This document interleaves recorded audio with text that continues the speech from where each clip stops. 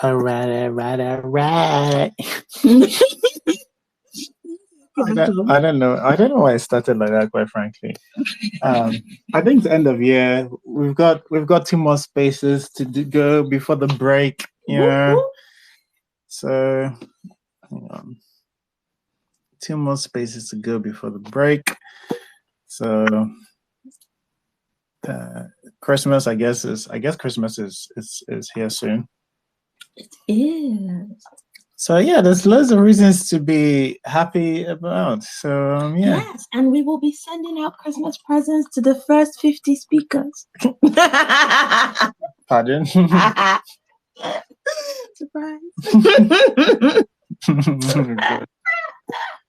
All right. First off, we need to check that people's spaces all right, because some people have come on and immediately left. I think it was us. I think we annoyed them. It's you. I've been nothing but nice. Mr. All right. That was positive. That made people cheerful and stuff. All right. I'm just looking for the I'm looking for the 2023. How are you guys doing? It's been a minute. I haven't heard from some of you guys. It's been almost a week. I was gonna say, like, it's been a week. Never touched my issues. Yes. All right.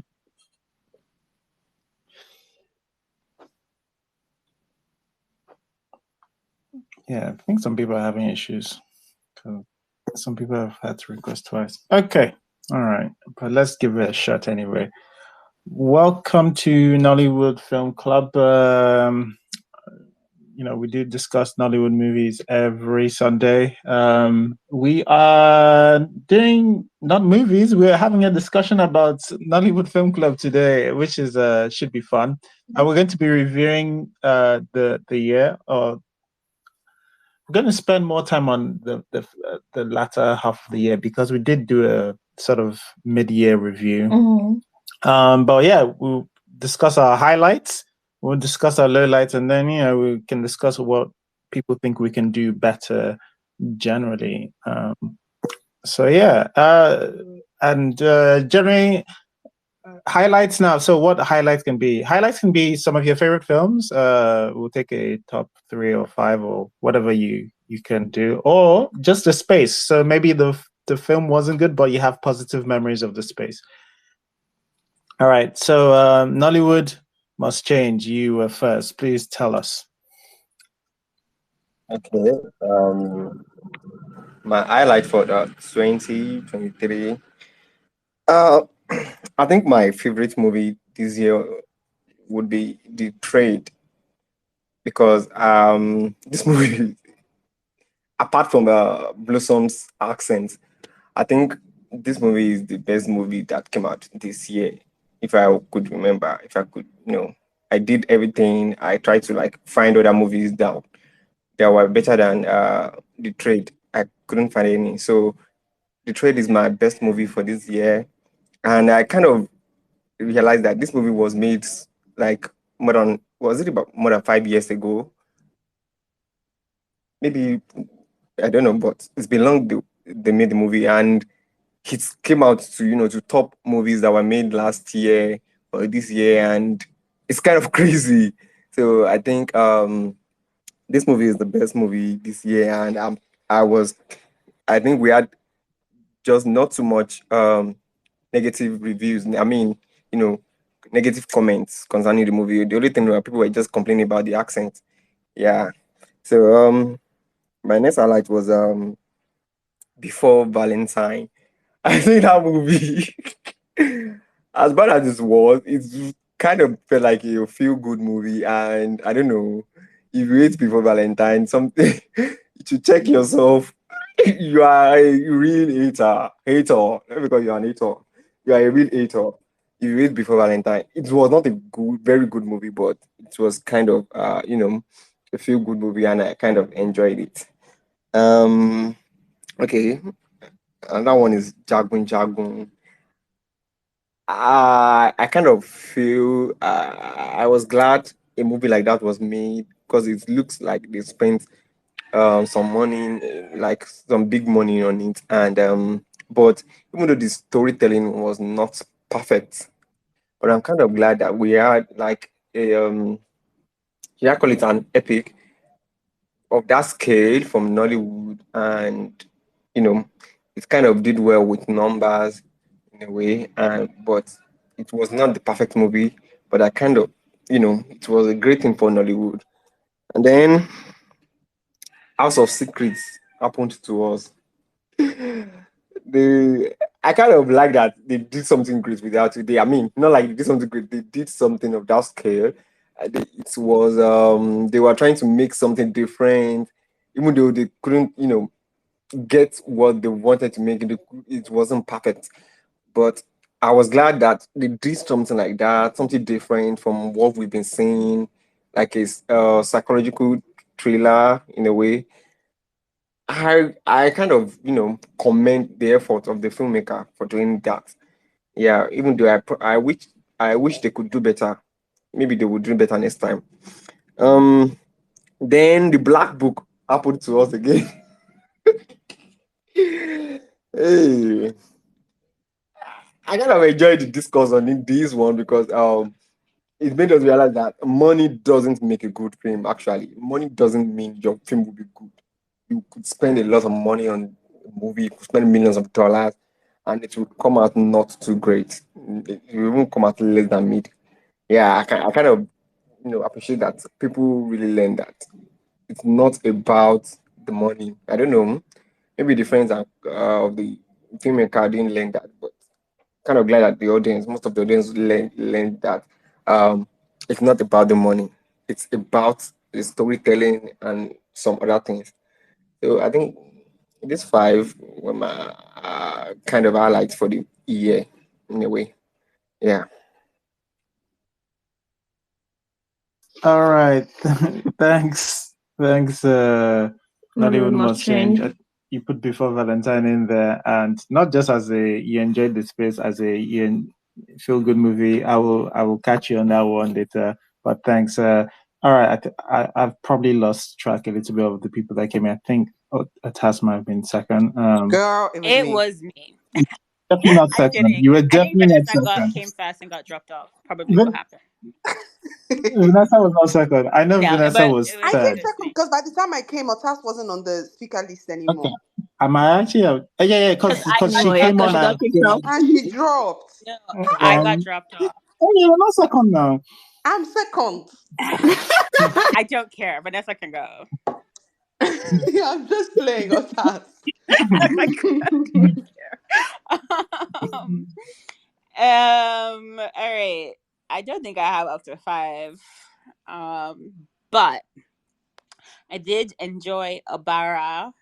Mm, some that's some faults, but overall it definitely deserves the place it has on the list based on the score, because it was not the best year. But Abaram definitely is a feel good movie, unlike some people just said. And it covered a lot of good notes. So that was, yeah, that was definitely my favorite for the year. Lost of Kuroshi, honorable mention, even though it's old as heck. It's always a fun experience. I'll be a little confusing sometimes. Um, oh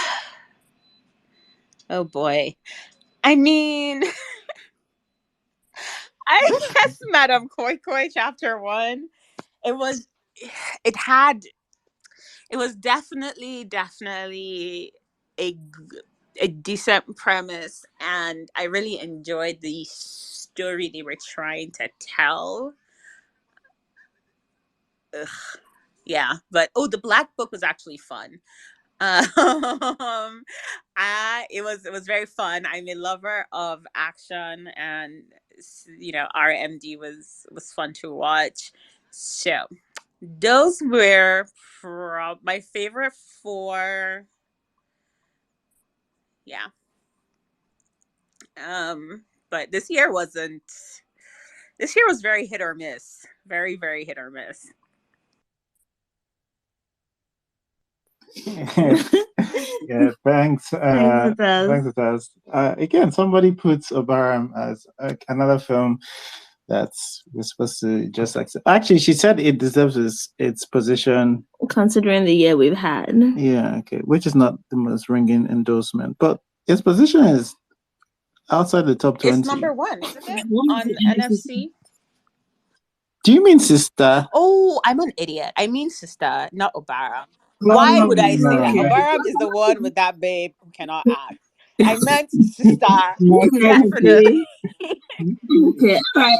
That makes sense. Yeah, definitely Sister. Sorry, Sister is a feel-good movie. It had some faults, but overall, it was like just a nice, sweet family movie, and definitely very much feel good. At least in some of the way it resolves itself.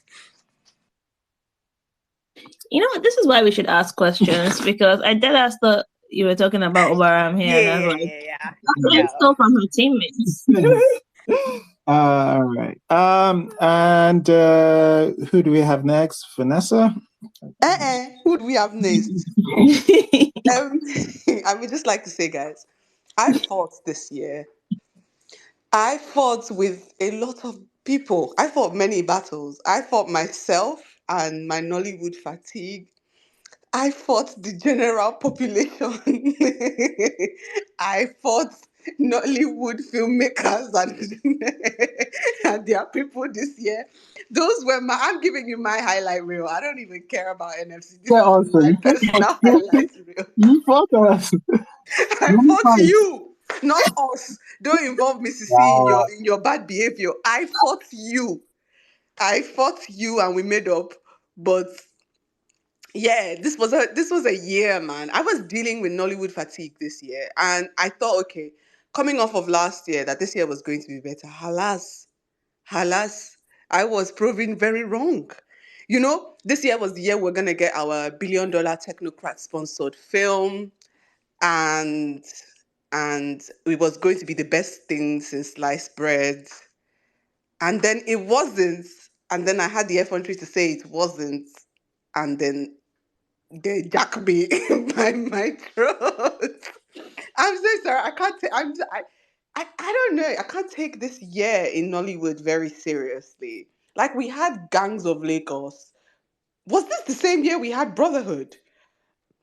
It's the same way we discussed. It's the same year we discussed. And it's the same year we got Shanty Town, isn't it? Yeah. You know where this is going. Yeah. I'm sorry. So my highlight was that this was the year we got inundated by action films and gang people and the underbelly of Nigeria. All the Nollywood wanted to shook our high with Asian fame and underbelly, and how sometimes action just doesn't happen. There has to be an underbelly network going on, because I don't know how we went from revenge plots to there is a underbelly government meaning that needs to be taken down. I'm hoping that next year, because we've done this, all these underbelly fight, jago, all the gidigbo, always guiding, we will rest next year. I hate to say Obaram, but I have to say Obaram. Do you But mean not in the Sister? No, I don't mean. I'll tell you why I'm coming. Let me land.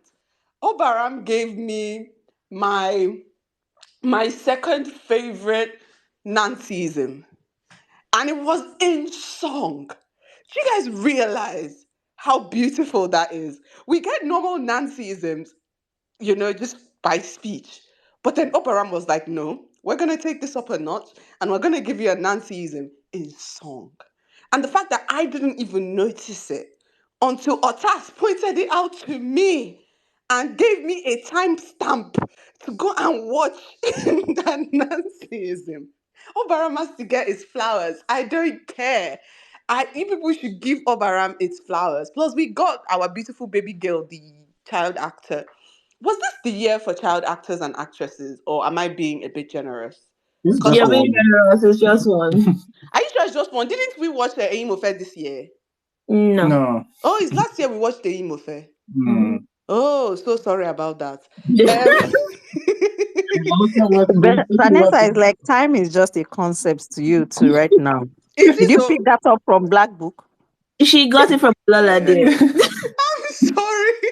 I'm sorry. I see this year was I don't remember what we did this year. This year has been a complete blur.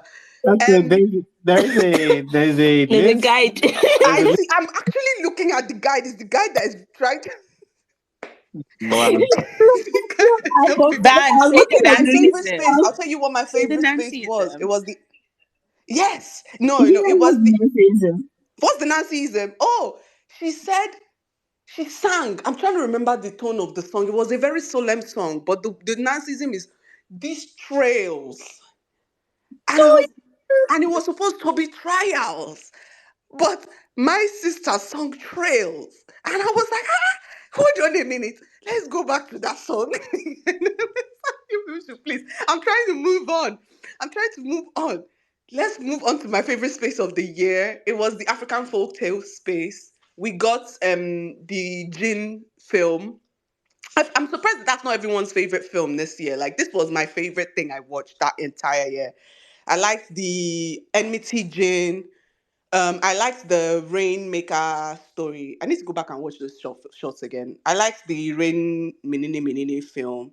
Um, yeah, it was a good watch and it was a good space. You know, everyone had so many different things that they saw and like stuff that they were interpreting from those short films. And I really enjoyed listening to that space.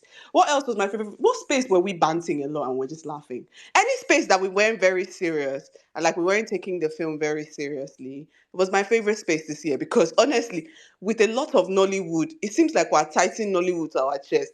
And I've realized moving forward, I have to let go and let God because because like my mother would say, they are not paying me to come and talk on this space. People are not paying me to come here and talk on this space for me to be tightening the word to my chest. So from next year, anything Tefe shake and shake. If you people like, if you people want to be making film about people fighting and shooting, go instead of giving us love.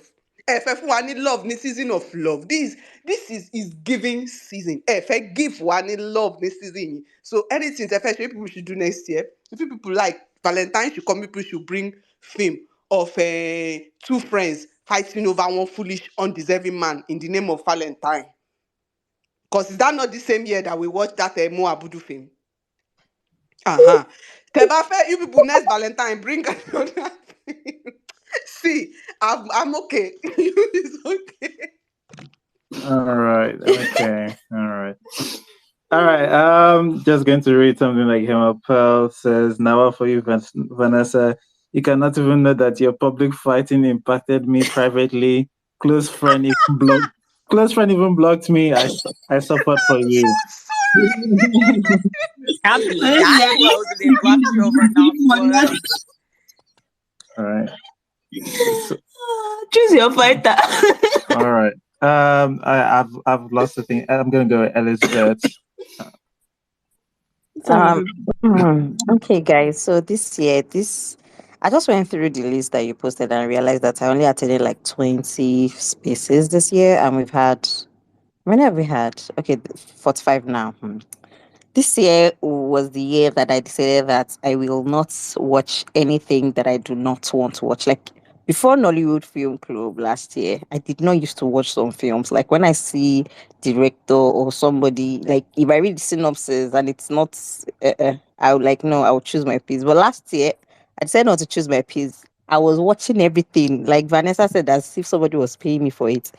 And then last year I was feeling this a terrible burnout. So this year I just choose myself. My favorite, let me start with my favorite. My favorite will be Love in a Pandemic.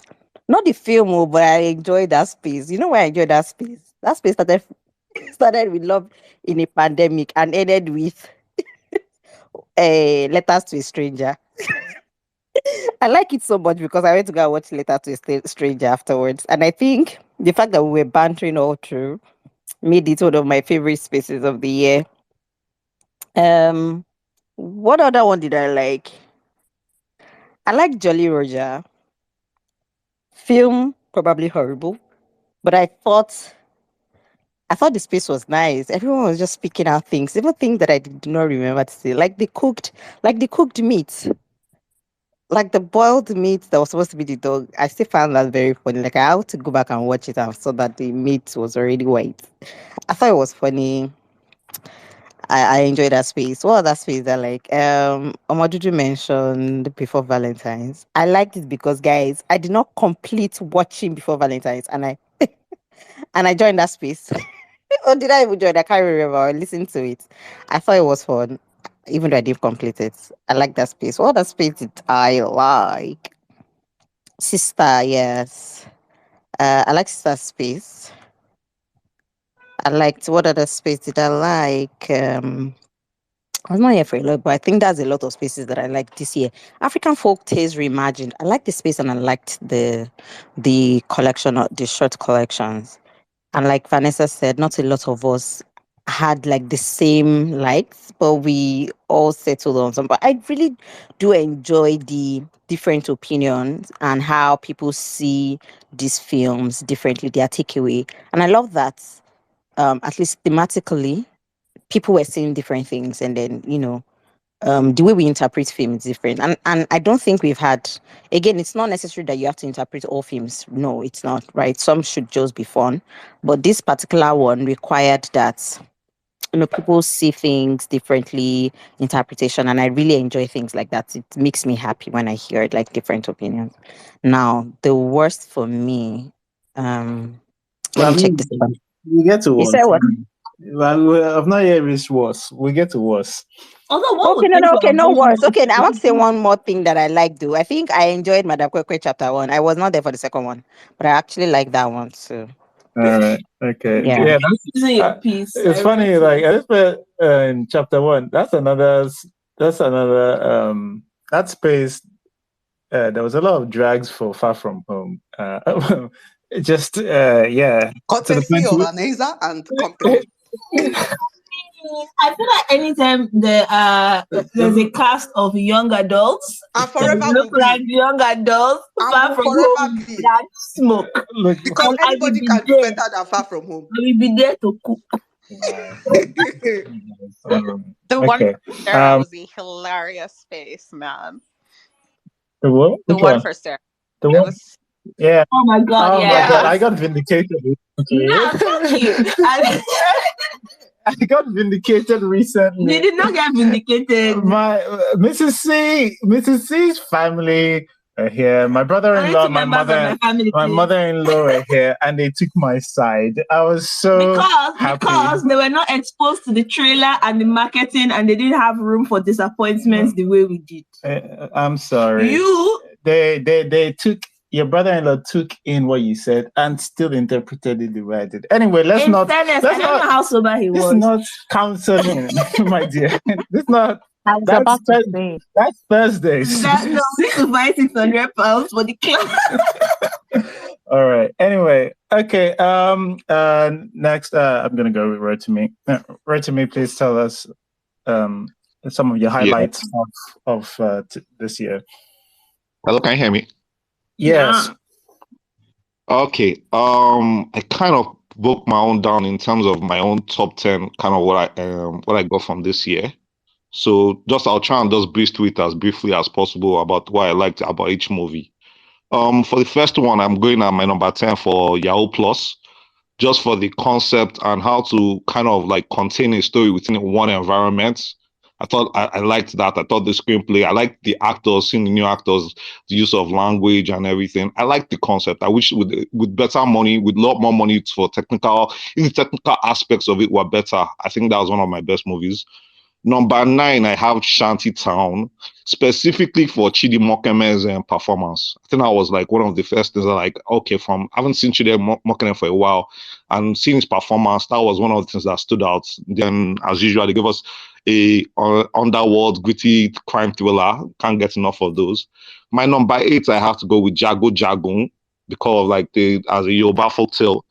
I think for a lot of things with the aspects about the magic almost learning itself because of the magical aspects and the whole. I think it was the masked assassin. I've forgotten the name. The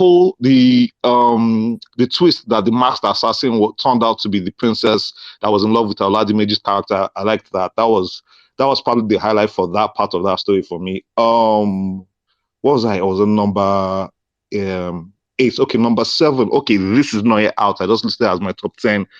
I know it's not yet out, but I put Mami Water, and I'm just going to say that it's an African story made for a global audience. That's where I'll stop. A very artistic African story made for a global audience.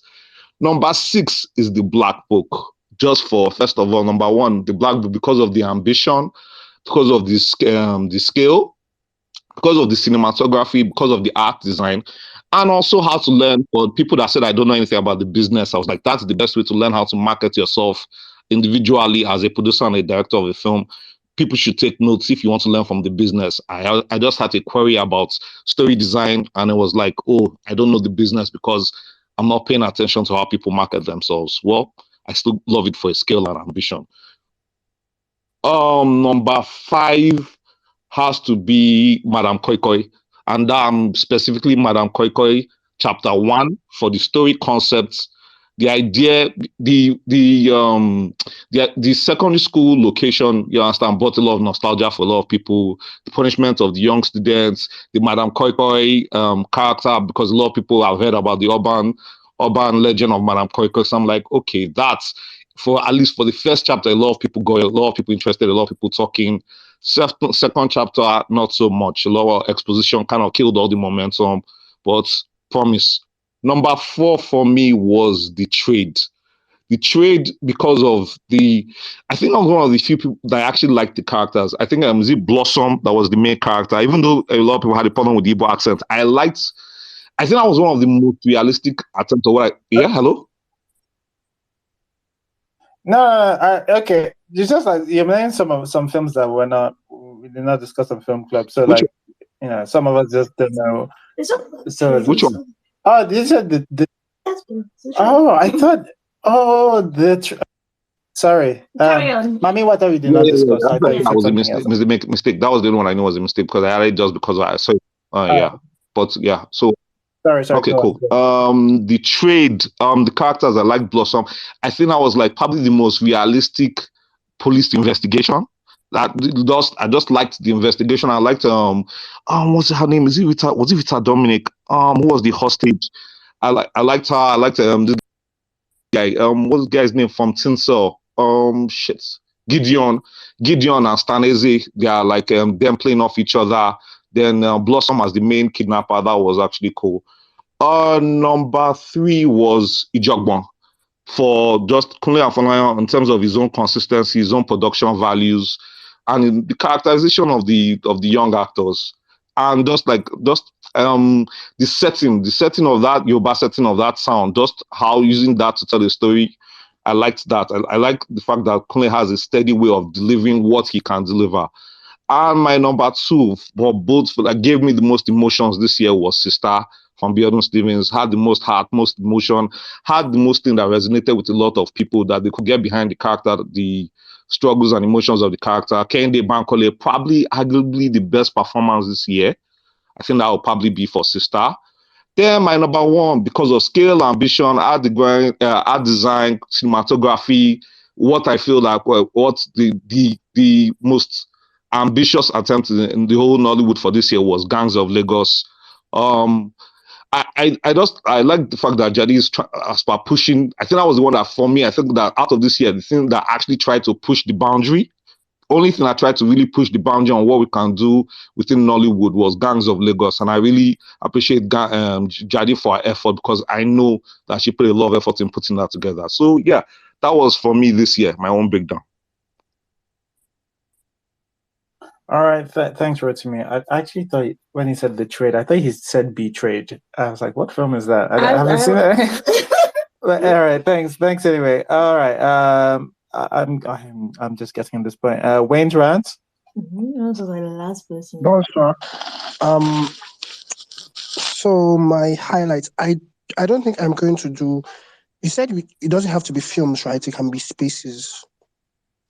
So I think my highlights is, I think there was a space we had where it was like, I can't remember what it was, but it was like you were pissing off speakers against each other. And I remember, I think Vanessa was in the final, and like you and Vanessa had this like big thing. Anyways, I Nolly really fights. enjoy. Perfect. Yeah, no, I know we've all moved on. Anyways, I just really enjoy the I've not vibe. moved on. No, me, I've not forgiven him. He still owes me something. Okay, moving on now. Um, I just really like the vibe that we have. So I've not been on NFC for a long time, and I just really like how everybody has like a completely different understanding of what film is. And I think my highlight has been um like so many varying opinions. Uchenna is listening; he's not speaking, but I really like the way Uchenna sees film.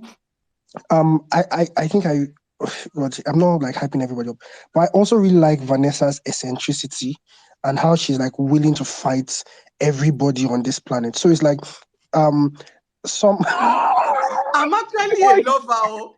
It's Mr. Do C that not has caused all encourage this her. thing. Do not It's Mr. encourage C her. that She's has trying to caused all change the this lead. thing. It's Mr. C that has badly influenced me. I'm actually a lover. I'm a sweet Just girl. her fighting on the point that she's not a fighter. Just look at that. Okay, sorry. Last, it's all my fault. But it's just like I said, varying opinions. I think I have not, maybe one film where Consola is like with all of us. She's like usually on the other, and it's just so beautiful to have that like thing. So that's been my highlight. Every single space we've had and everyone's opinions. Thank you. That's very, very sweet of you. Thanks for Thank you. your and that's sort of the point of Nollywood Film Club is that wherever your perspective backgrounds, you get to share on here. All right, okay. I've been told that Pearl was also an early. Please, Pearl, tell us some of your highlights for this year. Spell that. Yes. Hi. Hi. Hi. Yeah, I don't know. I might be a bit all over the place, but let me set my timer. Wait, don't start counting me yet. Oh, wait. Uh-huh. Right. So there were a few movies that I enjoyed to varying degrees, but in no particular order. Of course, The Trade was uh outside of cinema movies. Uh, on a streamer, The Trade was probably the best thing I watched this year. And then I enjoyed Sister as well, especially for Kandi's performance. I enjoyed Jagun Jagun for probably the best fight sequence I've seen in a while. And I mean specifically that sequence by the water in the stream or whatever that was. I really liked that. And also, it was so very colorful. Um, I liked.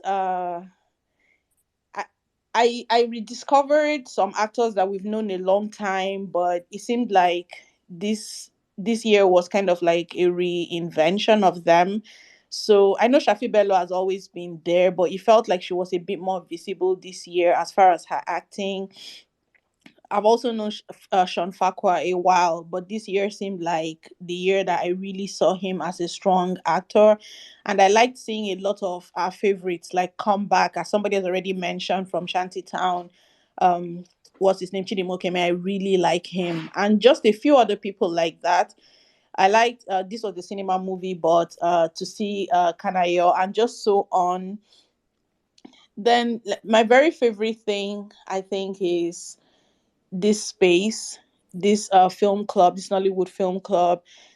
I only unfortunately discovered Nollywood Film Club this year, and I've binged like so much that it eventually made it to number one podcast spot for me in Spotify. So I just love that this space exists, and I think only yesterday alone I've recommended this space to two people, and that's like multiply that by like every day. I'm always talking about this space, like whether you're a filmmaker, whether you're just somebody who appreciates movie, whatever. Like I'm like, it's just such an easy place to just come and hear like sort of a preponderance of thought and ideas, from different people who are not quote unquote academic like critics or whatever, right?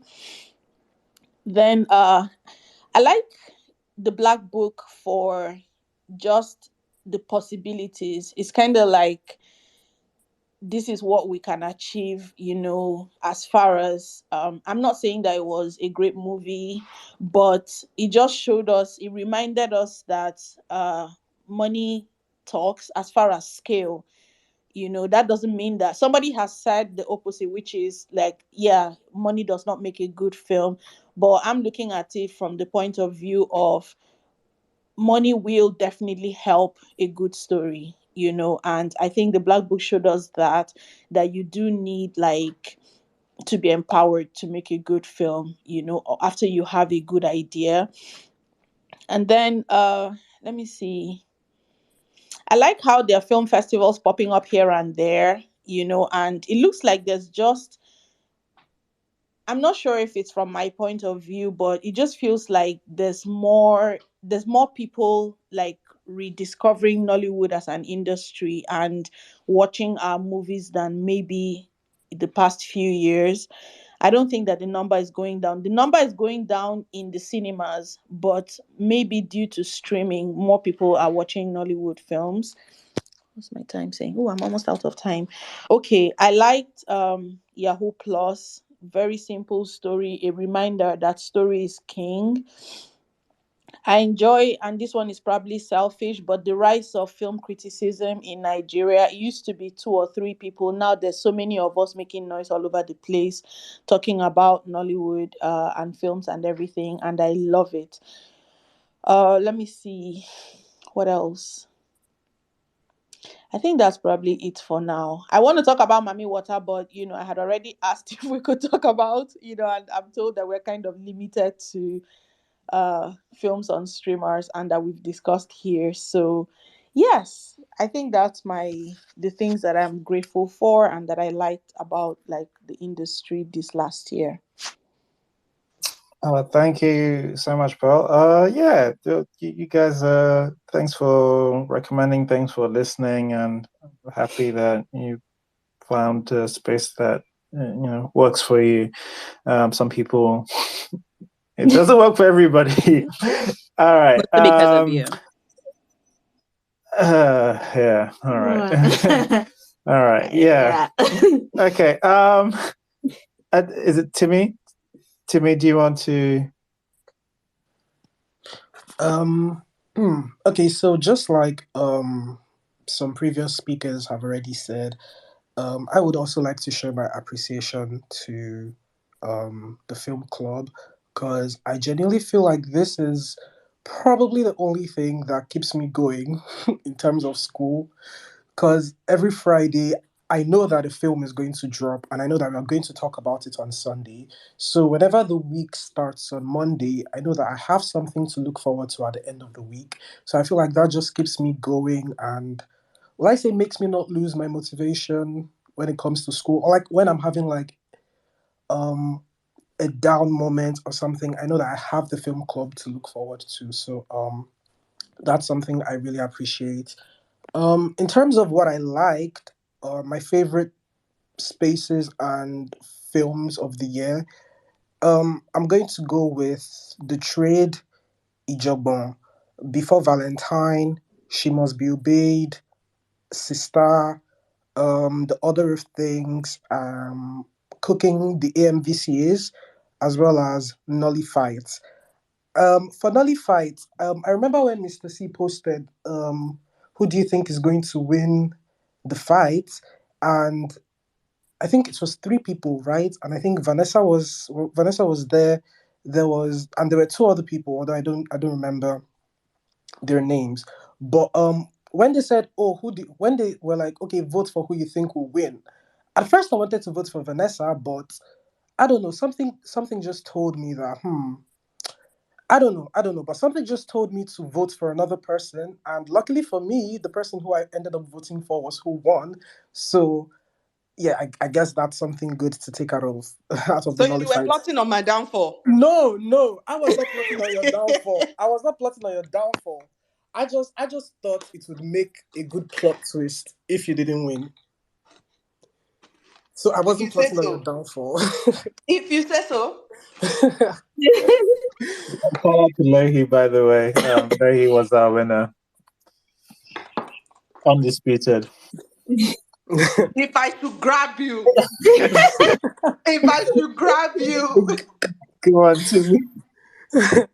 Okay, yeah, cooking the AMVCAs, it felt like, oh my god, like I could finally just rant. Cause ever since I can remember watching the AMVCAs with my mom, both of us would always have like one or two things to complain about, like, oh, why is this film nominated, or why was this film snubbed, and this is da da da. And this has been going on for like years and years and years. But finally there was a space where I could just rant and say everything that I wanted to say. And I just hope, I pray that maybe the jury members or the producers or something find the podcast, find the space, and actually listen to what everybody had to say. Because I feel like they would learn a lot from what everybody had to say, and that's definitely going to make their production and the award show much better. For the other of things, I wouldn't say it was a great film, but the fact that this was a debut film and from Dr. Sid, who I think went from, I don't know if he was a music video director or if he was just a singer, but he just went from the whole music industry and he transitioned into Nollywood. And the fact that he was able to make a film that I personally wouldn't consider it bad, and I also wouldn't consider it great either. But he was able to create something that was relatable, that was fun, and I feel like that's what I really liked about the film. Um, Sister, I loved Sister, because the day that Sister came out, I just finished having a very, very annoying test, a test I didn't prepare for. So I felt a bit down, and I was like, okay, well, Sister, they said Sister is going to come out today. And so I went home and I tuned into Prime Video and I watched Sister, and I felt much better after watching the film. And I feel like that is what films should do. Films should be able to, like, make you move from one emotional state to another. And I feel like Sister pulled that off perfectly. And I feel like I also kind of feel special about watching Sister because, unfortunately, I think a few hours after it released on Friday, they removed it. So the fact that I was able to catch it earlier than some other people would have, yeah, that was nice. For She Must Be Obeyed, she must be obeyed. That show for me was just camp. I think that's just what I used to describe it. I would say it was camp, cause I watched it with someone. Like, I watched it with someone, and I feel like watching it with the person made it more enjoyable, cause they seemed to be enjoying it. They were laughing, and that just made me appreciate the film quite more, because I didn't expect the person to enjoy the film because they are not Nigerian. So the fact that they were enjoying the film made me appreciate the film. Um, what else? Before Valentine probably has to be my favorite space of the year because I feel like everybody was against Mr. C. Mr. C was the only person who was adamant on the fact that this was a bad film, but I think lots of us had to disagree with Mr. C, and yeah, I really liked that. Ijogbon 2 also has to be one of my favorite films of the year because young actors. What else? What else will I ask for? Young actors that can act and were well directed.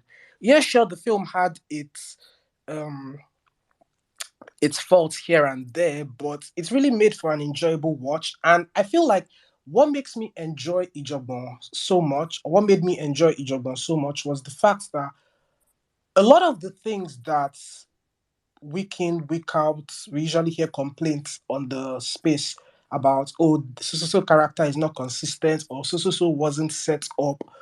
None of these problems or none of these issues that we usually complain about were existent in Ijogbon. So watching Ijogbon just felt like, oh my god, so we can't actually make films that are well set up from the beginning to the end. We can't actually make films where the characters are consistently written from the beginning to the end. And yeah, that was what I really loved about Ijoma.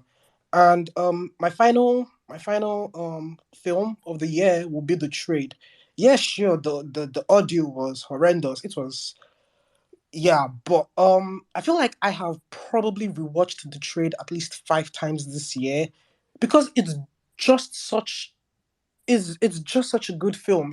It's such a good film, and the way they went with the investigation, they kept you interested in what was going on from the beginning to the end, and like the way they also showed us Blossom's character. He was a very nuanced character, and the way he also portrayed this character, for me, I feel like everything about the film was perfect except the audio. And I mean, it's been a Nigerian film. I guess it's just one of the things you have to come and accept. But yeah, that's pretty much it for me. Thank you. All right. No, thanks to me. A lot of praise for the trade so far today. And thank you for spiting me, reminding me of before Valentine's and how both unhinged how unhinged most of you guys can be. So on that day, I felt like what it was to be a Nigerian filmmaker, being gaslit by you guys. But nevertheless, we reach. Oyinka, do you want to tell us some of the I can't believe you're calling us on age. Do you like what's the name of that movie that I used to do? Everything Thank about you. Agbada. So people in Yeah, glass houses don't show I didn't stones. love it. I didn't love it. I just thought it was I'm just okay. saying, people in glass houses don't throw What if stones. you tell me what I love now? I'm going to. I'm not telling you what to love. I'm not. What No, I am saying is different. Again, people in glass houses don't throw stones. I'm not throwing no, stones to no, no, nobody no. You're saying I because I loved know it. I'm I'm in saying a I did glass not love house. it. I know I'm in a glass house, but some people need to also know that they're in a glass house too. I'm just saying. Okay. Anyway, This is why I should have called. I knew I should have called Nolly Goodfellow first before you. you're But supposed to be fair and call according to the accordances. First of all, you always call me last and you forget me. Okay? I don't understand why you forget me, but it's okay. Okay? Now start time. How many minutes do we have? 2 minutes, I think we've been doing it. I 2 minutes. feel like you're lying to me. So how many minutes do we have? Somebody other than Mr. Go C on, should answer Go. that question. When you can just go. If you like to Okay, disturb you, good. we'll beat him this night. Oh, thank you, Vanessa. Thank you. Um, so this year movies have been okay. Movies have been okay. And so what should I say are my favorites? Uh every was lovely and wonderful. Some spaces were more vindictive than I would like. Um because I'm there so people can join me with your vindictiveness. And we should just remember that there are people who are fans and they don't have a life and they can find you. So this is just a warning from what has happened this year. Uh, so I have nothing bad to say about any movie. I liked every single movie. There's not a record that showed that I was disparaging to any movie at all. At all. So my favorite movies, I don't actually have a favorite movies, but movies I enjoyed Battle on Bookie Street. Uh Gangs of Lagos was a fun romp. It was what? I know I'm being recorded, okay? Was a fun romp. Gangs, it had moral issues at the end, but it was fun. It was fun to see um Gangs of New York type story here in Lagos. It was awesome. Uh Shantytown had some good work. There was some good production work going on in Shantytown. Does the story there's just there are some things to be questioned in Shantytown. But it's good to see old Nollywood people back, and it's good to see that. I think it's empowering to see that actresses, old Nollywood actress produced something like Shanty Cow. I'm pretty sure it took a lot of coordination, and it's kind of good to see that we can do that too. And this year we've seen that in terms of production and like coordination and that Nollywood is definitely improving. In terms of story, it might not be. But in terms of production and the technical aspect of things, we are improving slowly, slowly, and we can at least uh, match some of the international cinema, I guess, quality in terms of production. I'm not talking in terms of like storytelling. Storytelling, we had that before, but now it's a little bit, yeah, it's a little bit different. It's a little bit different. I like Jagu Jagon. Jago Jago is an epic that I think was amazing. And I think it is like a popcorn epic that is pretty okay, no problem. Most movies this year was not that bad. Except for I'm not I'm not saying they're bad. Obarami was I enjoyed the trying of a musical. And you know what? It is better to try and fail than not to try at all. And I'm not saying that sarcastically, I'm saying that realistically. Um, and this year in Nollywood, I have to say, Nollywood tried. Like they really did try to go out, and maybe they might have faltered, but at least there is trying, and it is interesting. It is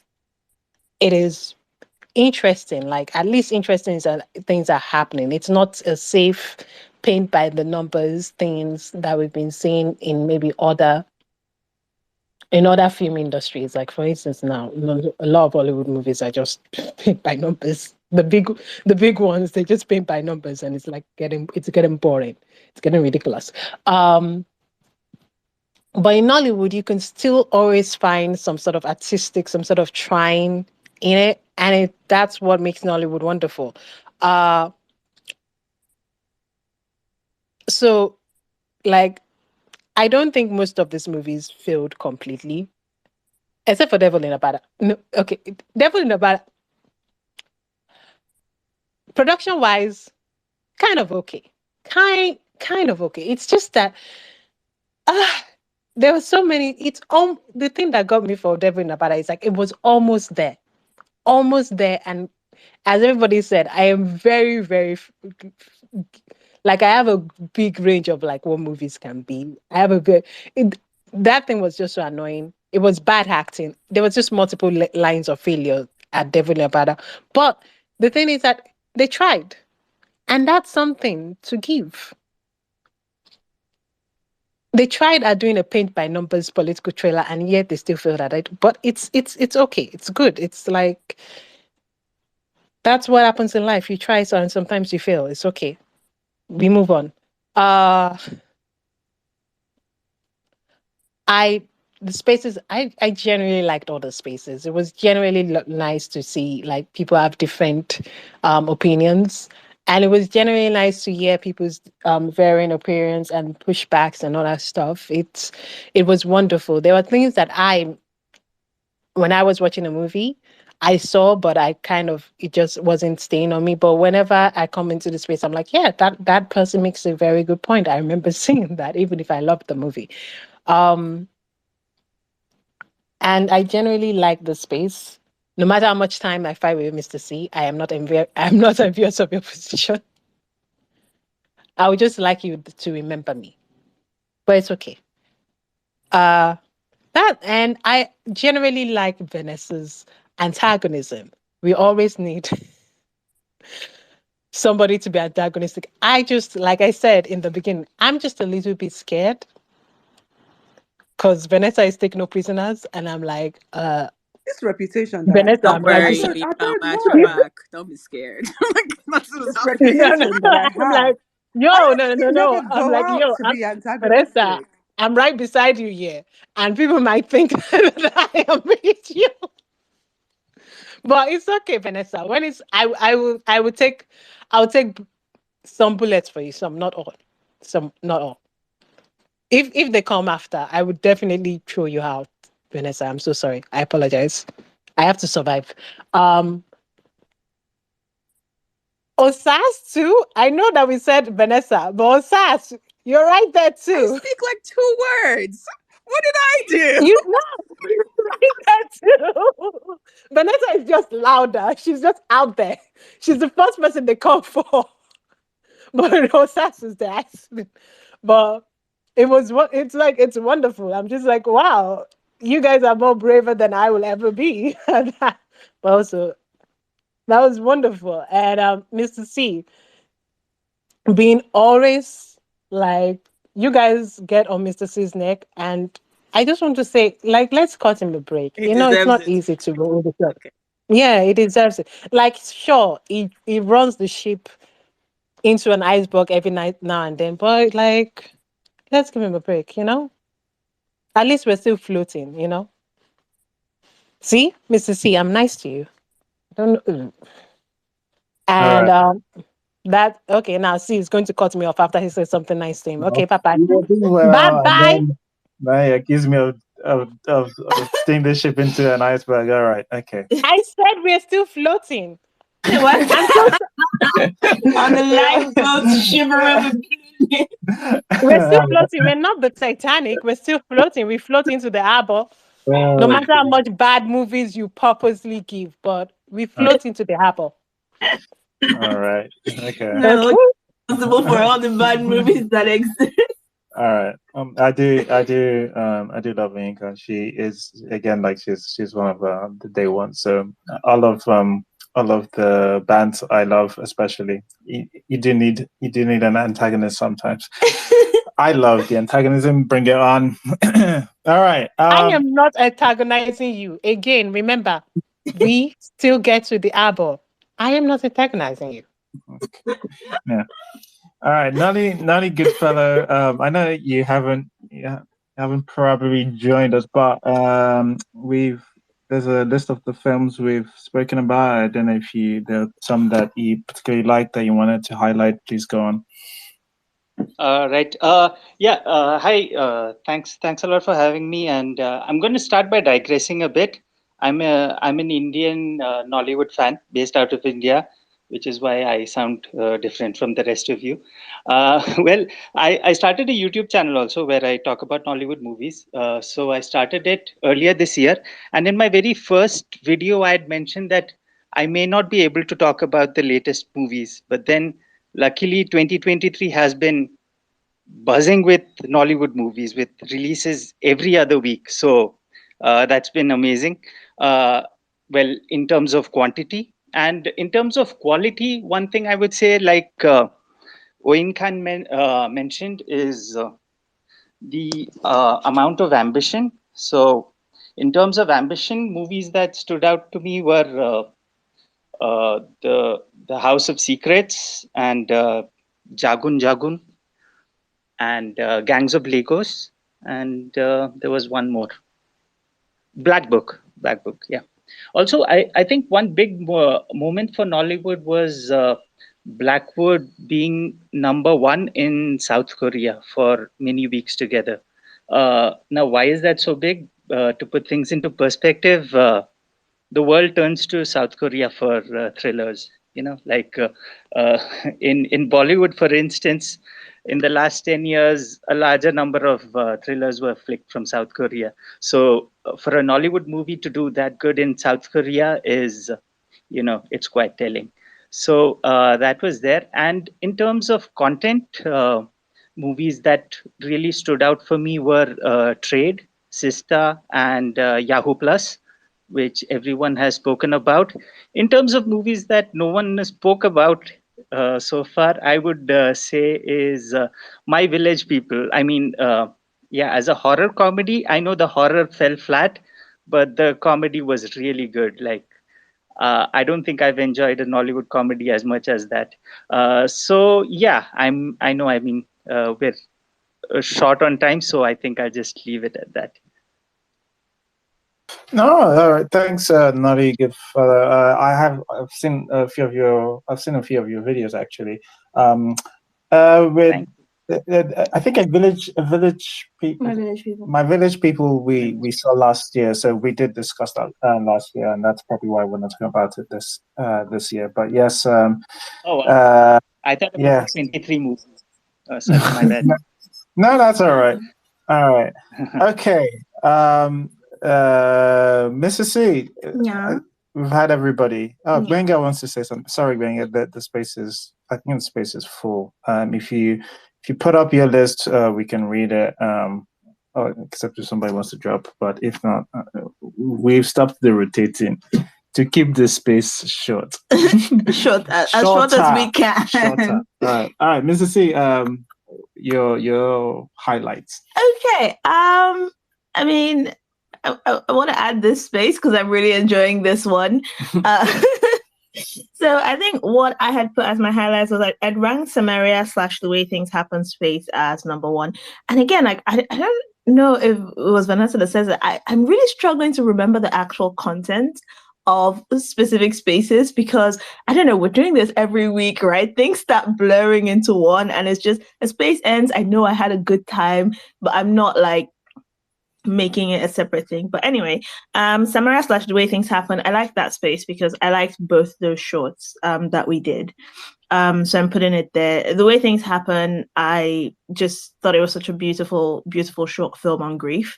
Samaria, I I was just talking about it with Mr. C today, and I'm like, yo, that film got me, right? Like that film got me. Then mind you, the villain actually groomed me too. I got lulled into a false sense of security, and I thought that was quite nicely done. But following up from that, my second space is Romance in Nollywood. Romance in Nollywood space. All I remember is there was a duet. Okay, Mr. C said I sang a duet with someone.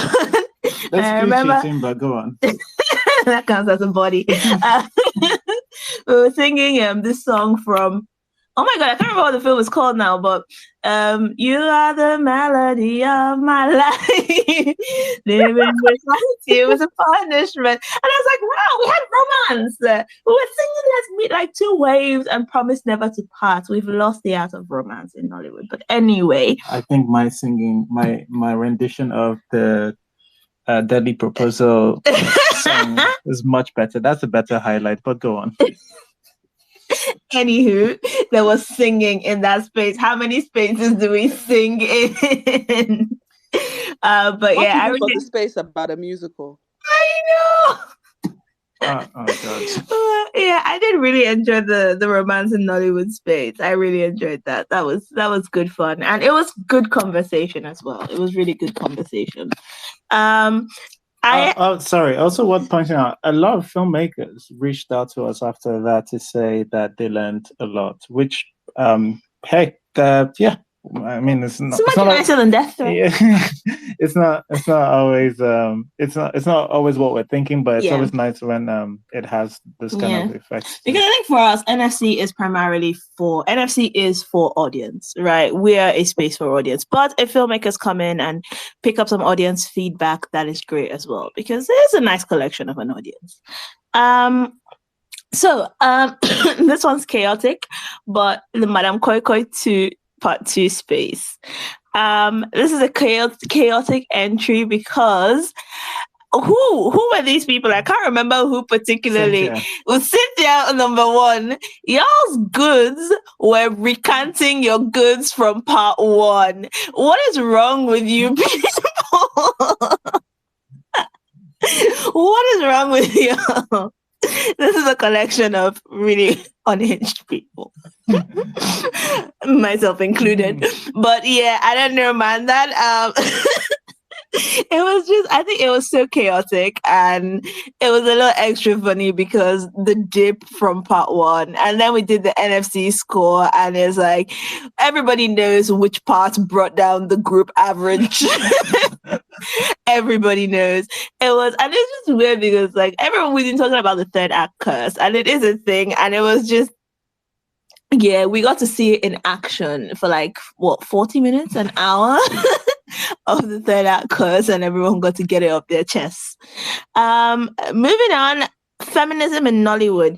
Now, I think I do enjoy the film spaces, but like there is something I really enjoy about the conversations, right? And as much as I hate giving people homework, the conversations I find so interesting when we have the topics. And I think the spaces I enjoy the most are spaces that also spark those conversations that we could have on separate spaces. So feminism in Nollywood, I really enjoyed that conversation. I really enjoyed that space. I mean, I do usually feminist, so that was fun for me. And yeah, it was a really good conversation all around. You know what? My mother-in-law listens to the podcast of that space, and she sent us a note to say she really enjoyed it. So, I'm taking that as an extra plus. Then we have Shantytown.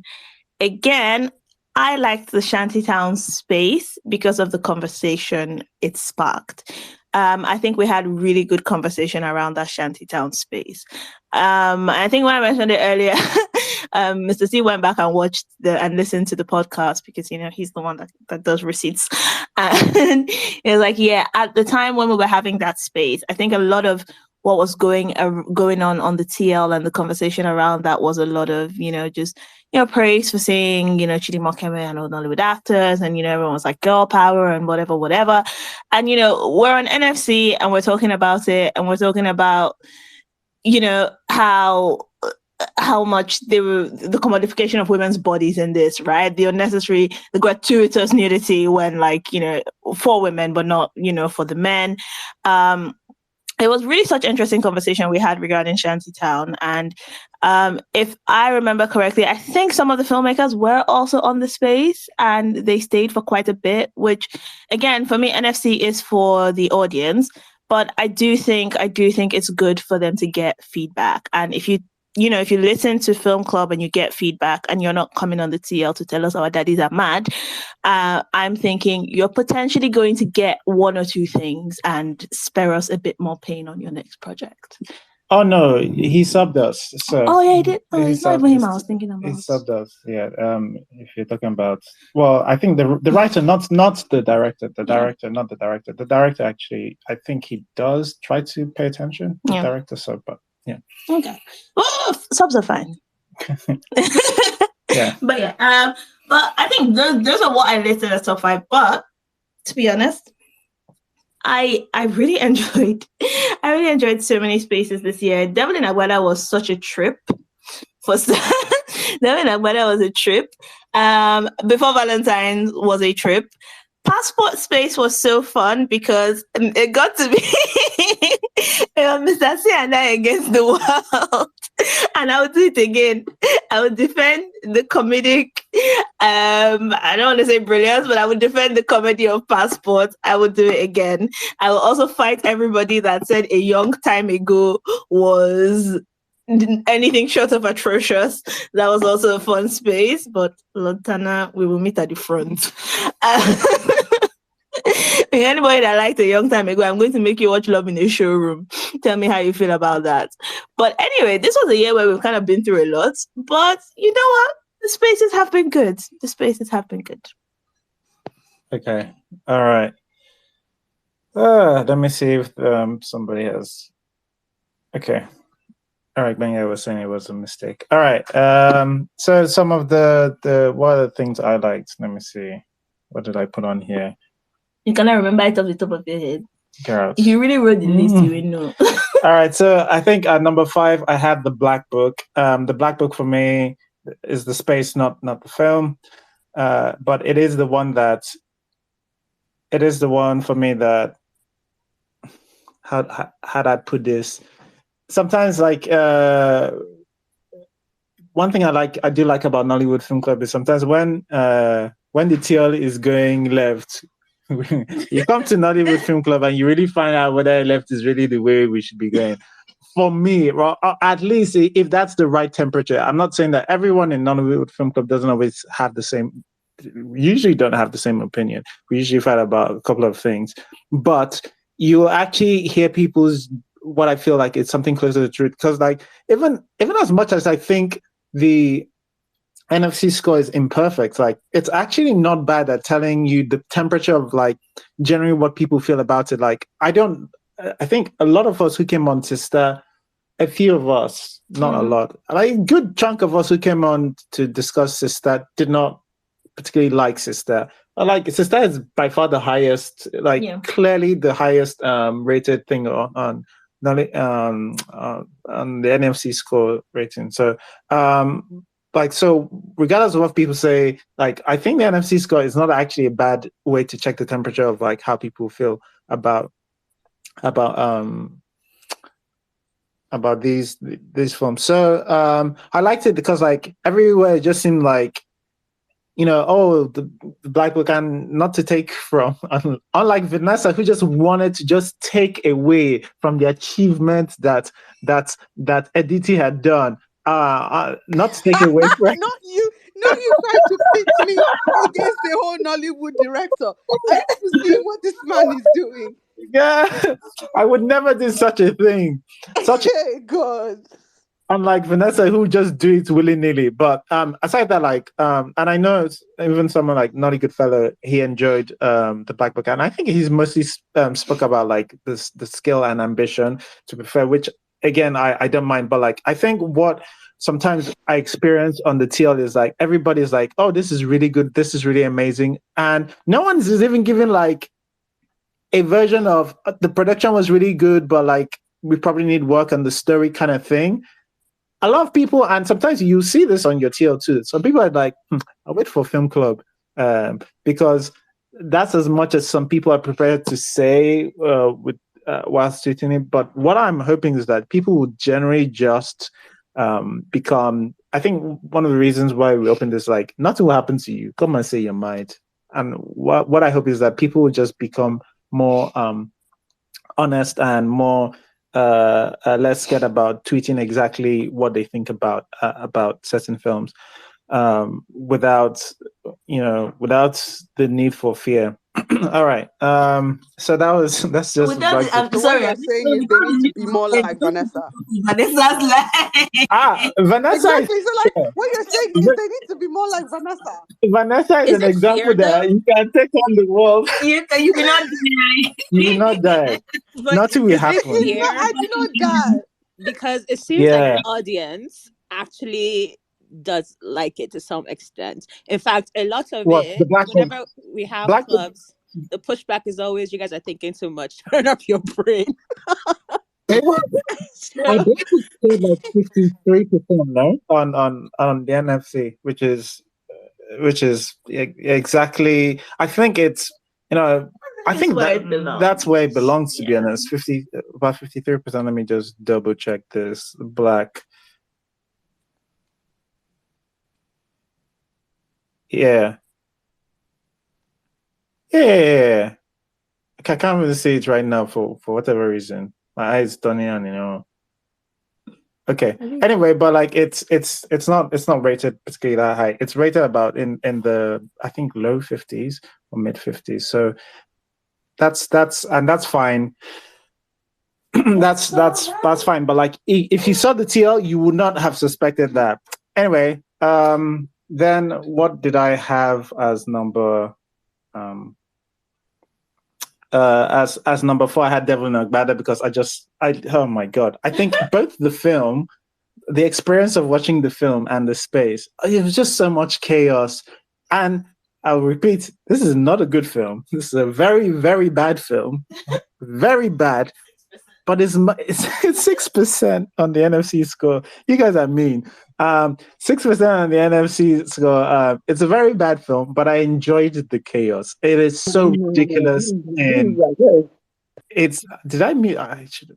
And I enjoyed the chaos so much. it yeah, I just love stuff like that. It's not quite Blackberry Babes or Weather for Two, or Namaste Wala. Those are the three, obviously, my masterpieces when it comes to. All I hear is motive. Motif. Can you see Motive. how he's hiding the fact that he likes the movie instead of him to just own it with his whole heart? I'm telling you, I love it. I don't like it. I love it. He I he love loves those the movie. movies. Own it with your own I heart. You're love just like, oh, I'm them. saying it's very something. But yet they are the ones that attack people who are like, oh, a No, young no. time ago Don't tell is me the Get movie. objectively him when you better, Don't tell come. me the Get movie is objectively him. good though. better than this Don't tell me movie. the movie is And good. they're like, That's why we. That's what. the person is delusional. You can It's enjoy okay. it, and It's it's bad. okay. But It's if it's okay. not I see why you two are made for each other. It's When you want amazing. to use it, swear, I'll let This you is know. romance. This is the romance that Nollywood needs to be writing about. Yeah. Interesting. I Brought would together love a by film Devil about in the sea. Go Agbada. Valentine is the best Yes. movie. Who is going to make it for us? All Make right. a film about the seas. Romance in Nollywood. That's what we'll call it. Love in Nollywood times. and we Yeah. will cook. All right. Get the director of Love in Abada to direct it. Just like Love in Abada. Namaste Wahala only. Love and namaste. All right. All right. So the third one on my list, why is Nollywood so bad? I love that what kept me up. So we've just said we're going to be discussing some what kept me up. We'll try to do monthly, depending on like the way the inspiration hits writers. Yeah, but I enjoyed that space a lot, and I thought there were a lot of discourse, and I think that one just reached people in the right way. To be honest, romance in Nollywood. I also have on my list. Mr. C has spoken about it, and AMVCA. Timmy mentioned AMVCA one, but I love this was my favorite. I think from that day we spoke about it, and nothing has surpassed it, because for me it was the most I've gained from Nollywood Film Club space. I had an idea of what I wanted to do, but like what ended up happening on the space by far surpassed what anything that I could have come up with. So that's I said it's like probably the best group project I've ever been into, because like collectively the cooking was great. All right. Yeah, that's my some of the things I enjoyed.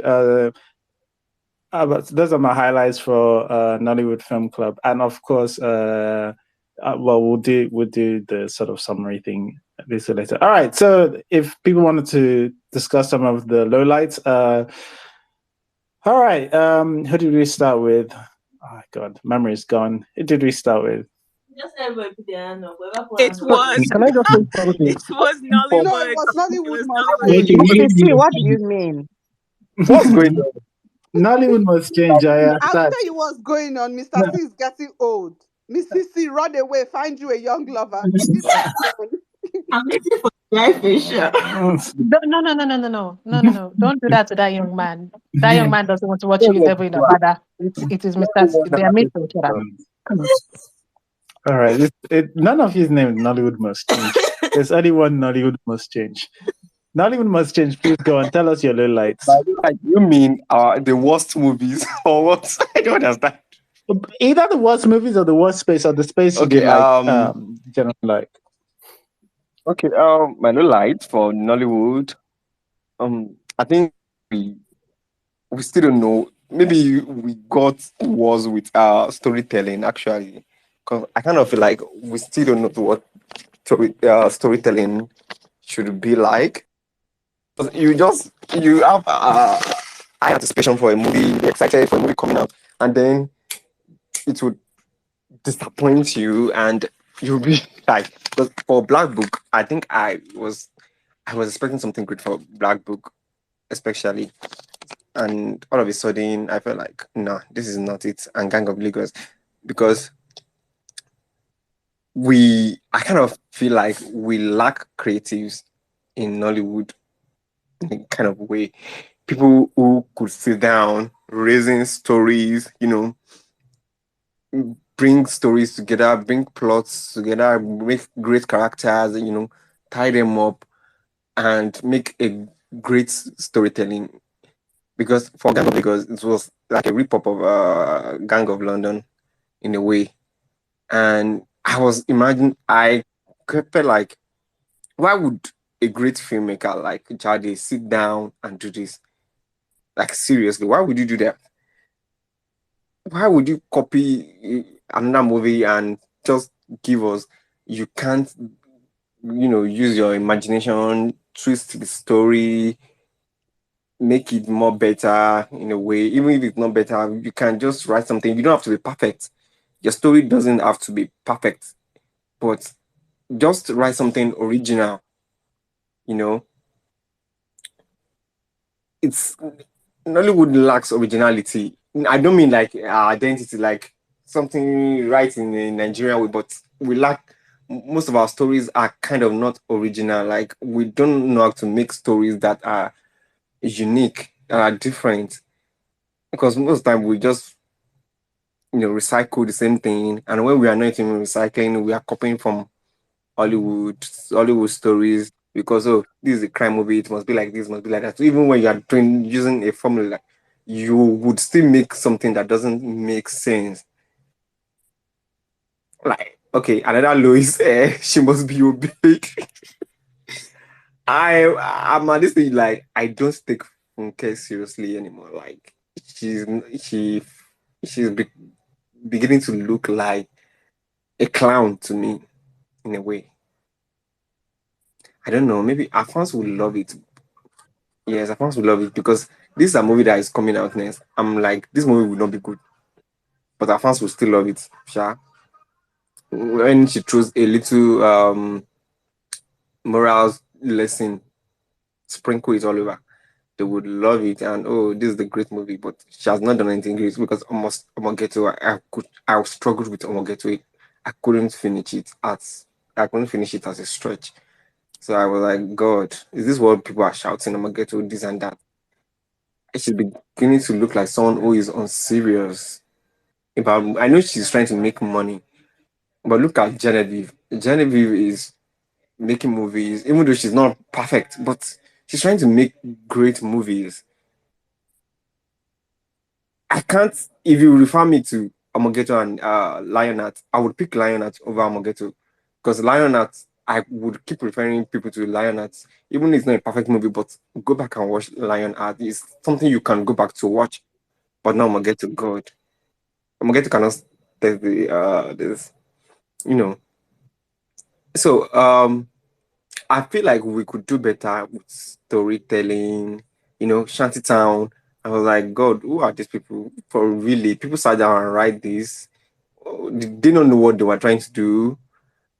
And when we are trying to do something to make it simple too, we are not saying that you should not write simple stories. But when you are not trying to do simple stories, please don't make it feel like you don't know what you want to do, because you would write, people will be the dialogue, people will be speaking. God. But at some point, I felt like people came to, deliver a speech in Town. The dialogue were just over the top, and they felt like not. They didn't feel like normal people would, speak. And these are the people they would come online to say, "Oh, they are the best writers, this and that. We've made magic and all that." No, we need to sit down. Writers in Hollywood need to sit down. We need to, maybe we should learn, or we should just, try to be original. Should try to be original with what we are doing. But I don't watch movies and kind of pick someone. Oh, this person wore these clothes in the beginning of the scene. How did they change clothes, color? I don't. I'm not really kind of the technical person. But I care much about storytelling. I want to watch interesting stories. I want to, see interesting characters. I want to see stories that, if you are doing comedy, let it be comedy. If you are doing romance, let it be romance. If you are doing magic, let it be magic. So that you won't feel like someone who doesn't know what they are doing. Like Ololade, all of a sudden, we are seeing a random juju at the third act, like the last episode of Ololade. Like, what? How could you do that? Why? Why would you sit down and do that? you want to, all of a sudden things are popping up in a movie. Don't you know what you want to do? You call it a drama. A drama. Now Juju is in a drama. So I think that is my light for Nollywood this year. I really wish we could do better with storytelling. That's all I have to say. All right. Thanks. No much change. All right, Atas, what do you reckon were the lowlights?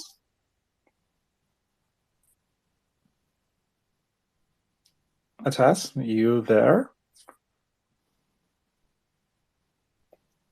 Oh, going to have to go to Vanessa. All right, Vanessa, where are some of you? Not me being the second choice. I'm playing. My lowlights. I'm gonna start off with Here Love Lies. I completely blanked that film from every bit of my subconscious until this thing, and I saw you guys list, and then I remembered how angry I was watching that film and wondering why it was made. Like it just felt like there were. It was. It just felt like there were two different films. Like the first and second act was this entirely different film from what ended up being like this weird little thriller, and she's running in the bush and she followed a man to upstate New York, a man that she's never met before, and she met online, and she just followed this man and went into the bush with this man. How won't you be afraid? You are a mother. I'm like, what is going on? Yes, I quoted a certain man, but she's a mother. You should know better. I'm sorry. I no. Here Love Lies. Here Love Lies was traumatic. Was a traumatic watching experience for me. I did not like Here Love Lies. I will say, as much as I did do my best to pretty much attend much of film club this year, I avoided certain films, and for that I am pleased. Because imagine me having to mention Jolly Roger in any of my lists. God forbid. I didn't watch the film, and I don't have any plans on watching it.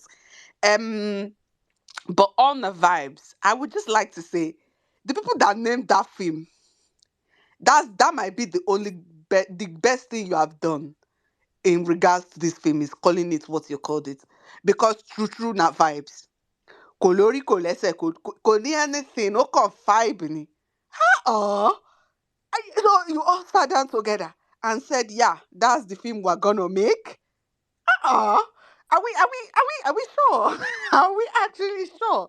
I was like, no, no, no, no, no, no, no, no. And as much as that space was chaotic and maybe a bit fun, I just couldn't get past how bad that film was. What was also a bad film? What was like a low light for me? Hold on. Jagun. I would like to say that I respect Femi Adebayo a lot as an actor and a filmmaker. Ṣùgbọ́n, ṣùgbọ́n, when the trailer for this film came out, all of us were like, yeah, scale. When love is sweet, but when money enter, love is sweeter. Soup way sweet, lock back. I'm sorry. Somebody, but like, why would you? I was so excited about it when I saw the scale of it. I was like, okay, we get a full epic, we get a war movie. I was like, okay, I think the trailer had like the soldiers like charging into battle, and I was like, yeah, we're getting it. And they were shouting that their war cry in the lay of the Jagun people. I was like, okay, yeah, we're getting somewhere. Only for me to watch the film, and a tree was apparently lifted from the position it was in and returned back to being falling across the road. Mind you, me that I don't even know technical things in film. I mean, no, I paused that and I said, yeah. What they did was they reversed the clip. You reverse it. Ah, if me, a novice of filmmaking can see that you reverse the clip of that tree falling down and being lifted up. Oh, oh. And I honestly, this happened in the first 5 minutes of that film. I should have been more aware of how this film was going to go from that one scene. Because for Adedimeji Lateef character to say, "Pe, Tree, get up." The tree. Sorry. I love random juju. But you can't then say in a world where this Ogun, one Ogun. I know that this is me basically repeating my bad of that, but it's very upsetting because anywhere logo, you have jazz, and yet logo, you didn't use that jazz. So instead, they are fighting, doing sword fighting. Sword fighting, Ibo na sword fighting, law.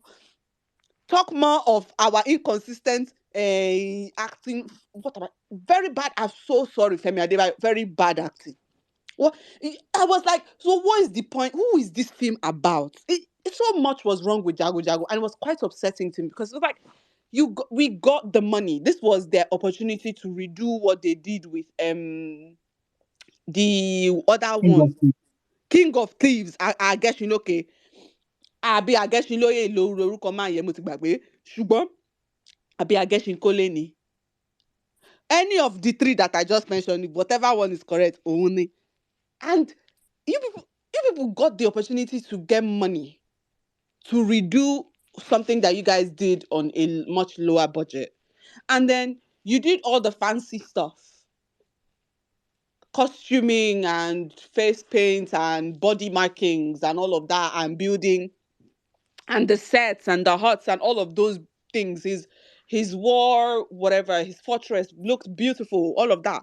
But then you guys did not give money to a team of writers to actually do something with your character development. Like it was so frustrating for me because like, who is this film about? I assumed that it was about this man who set up the school, but then apparently it wasn't. And then a man entered inside coffin. If people put somebody inside that underwater coffin scene was quite upsetting because, and you know Jago Jago had me in a topsy turvy because like there were things about it that were like okay impressive, like when the coffin jumped out of the water and there was like a weird explosion, that was pretty nice. It was pretty nice, but like in that same vein, while he was inside the coffin and water was entering, quite unrealistic. It didn't look good. It's not like I'm stuck in a thing where I'm like, okay, that no, that's horrendous. But like, oh, they tried the whole no, that's horrendous. But it's so bad. I'm so sorry. Like everyone kept hyping, and then I was like being gaslit on the TL. Everyone was talking about how great this film was, and I was like, you people are liars. You people are liars. And I refuse to be lied to again. Um, what film was Hide and Seek? Do you know I don't remember watching that. I said the same thing. I was looking at the list. I'm like, Yeah, I don't it even, was Lotana. uh, It Was was it Lord Lotana? yeah, Tana. Vanessa didn't show up to this Remember one. watching that? I loved Hide and Seek. You know what? I don't think he came to this space. I think it's one because No, this I is did the come to Hide and Seek. I love Hide and Seek. Oh my god. Was that not the one with the FBI agents? yeah. Yes. Yes, that's the one with Kule Remy. Oh, I'm sorry. I loved it. I'm not going to talk about it My here. handsome Um, baby. exactly. I'm sorry, Kule Remy as a unruly, badly behaved police guy. Sexy. I'm sorry. I'm not gonna say anything bad about it. Again, I'm biased. I don't really care. When somebody is fine, Vanessa will say the movie is good. It's good. Well, my boy Rewaloma, what do you Remember mean? that one where it was a pastor? No, but let me tell you, I didn't watch it. I didn't watch it. See, I've been saving my peace. I did not watch the stripper film. So You should sorry. watch it. Very Um, handsome. I This know. The Dragon one. is on the list. We did not. I mean, we watched it, but we did not. We decided not to subject you guys to it. Okay, what else was really bad? What was a bad thing? Devil in Agbada. I'm so sorry, the seas. I know this is you people's love film upon which you have both connected. I'm so sorry, no. I just have one thing to say. Uzo request dreads. There's nothing else. There's nothing else to describe how bad Devil in Agada was, except with Uzo request dreads. Uzo request dreads, an accurate representation of how bad Devil in Agada was. So this is where you have your bias, because like, what do you mean? Like, in those films are similar. The difference is that What the happened spice in Devil Agbada, is you can that you cannot get in what do you call it, hide and seek. is a I lie. remember It's a lie. It's a Erica lie. fighting in heels. Let me tell Does you your what. Let film me have tell you what Erica I can fighting get. Let kung me fu tell in you what heels? hide and seek. Let me tell you what hide and seek has over Devil in Agbada. Kunle Remi and Uche Montana. I don't care. I They do don't not talk about care. fine people. Oh It's a God! lie. I It's not mean, about fine people. It's fine people that can act. my friend, live here. Can you self live there? Live. See, Stop. Uche Montana. See, if Uche Montana should just stand in front of me. Ah, God. Oh God. I'm I sorry. will Or recommend him not to stand in front of is it you. that fight training sequence with Uzarukwe, apparently number one feared assassin, that was teaching our guys how to do kickboxing. And yet, I think that when it came down to the nitty gritty, they all ran away and left one guy behind. I'm sorry. Did you guys notice how conveniently in the final scene they were nowhere to be found except for one person? And you people thought that I would like that film. God forbid. God, Last, we're all unhinged on this place. God actually forbid. I will say though, nothing actually like viscerally upsets me this year. Um, it wasn't like the year of NFC, and it wasn't like the year of Far From Home, and what's that Wole Soyinka film that was Wole Soyinka book? Oh, wait, Looking the King Oxman. back. Yes, The No, King and it the wasn't like last Osman. year where things were viscerally just upsetting. This year, nothing. I guess nothing was really that like annoying that I felt like, oh, I had a visceral reaction to how bad it all was. Maybe I've just come to a place of acceptance. Um, Yes. I've come to a Because place of acceptance with Nollywood that at this point, let me just collect what they give me. If I like it, I like it. If I don't like it, oh, once it's out, they've made magic. Whether the magic is a good magic, yo, they shall made the magic, sha. So, kokure, peace. peace on you. All right. Okay. Let's be a bit more concise. No, All you right. go tell us I've what we got go you. do. Don't worry. Let us go. Um, yo, having to pick the worst five was so hard, man. It's the hardest thing I've ever done in my life. Because how can I choose just five? I'm so sorry. But so mine is kind of a mix of both the movies I found the worst and just like I guess the worst moments for Nollywood Film Club. Oh man, a Sunday affair. I just that movie was so funny, so audacious, and just so insulting to both of those women. And I was personally offended by that movie. By the way it started, the way it played out, everything that happened in that movie. They really missed a chance to tell a unique story about a love story between two female friends, even with one dying, and that's sort of the devotion to the end. Instead, we got whatever that nonsense was. So, great job. Um, the circumference, like the way the reaction around the Black Book, the movie itself was fine. I like the action, the ambition, blah blah blah, RMD. The just the general, it was it was almost cult like in the defense and the sort of vim and I don't even know how to explain it, but everybody responded like crazy people. And I guess a lot of it was because people they liked or knew were either in the movie or in one way or the other involved in the movie. The movie was not good enough for the reaction. And that was not a favorite movie moment for me.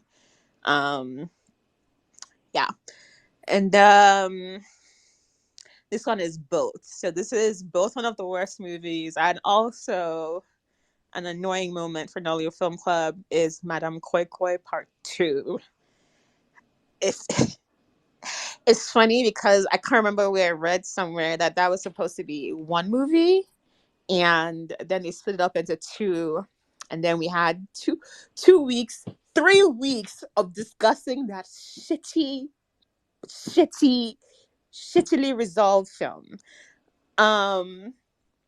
And yeah, it wasted my time for too long. I don't like when things waste my time, and it's just egregious. It's offensive to waste my time for 3 weeks in a row, unfortunately. So, although the last one was not the movie itself, that was actually just a discussion. So 2 weeks in a row, 2 weeks in a row, because it started out relatively well, and then it just imploded on itself there in the second half. Um, all right, all right.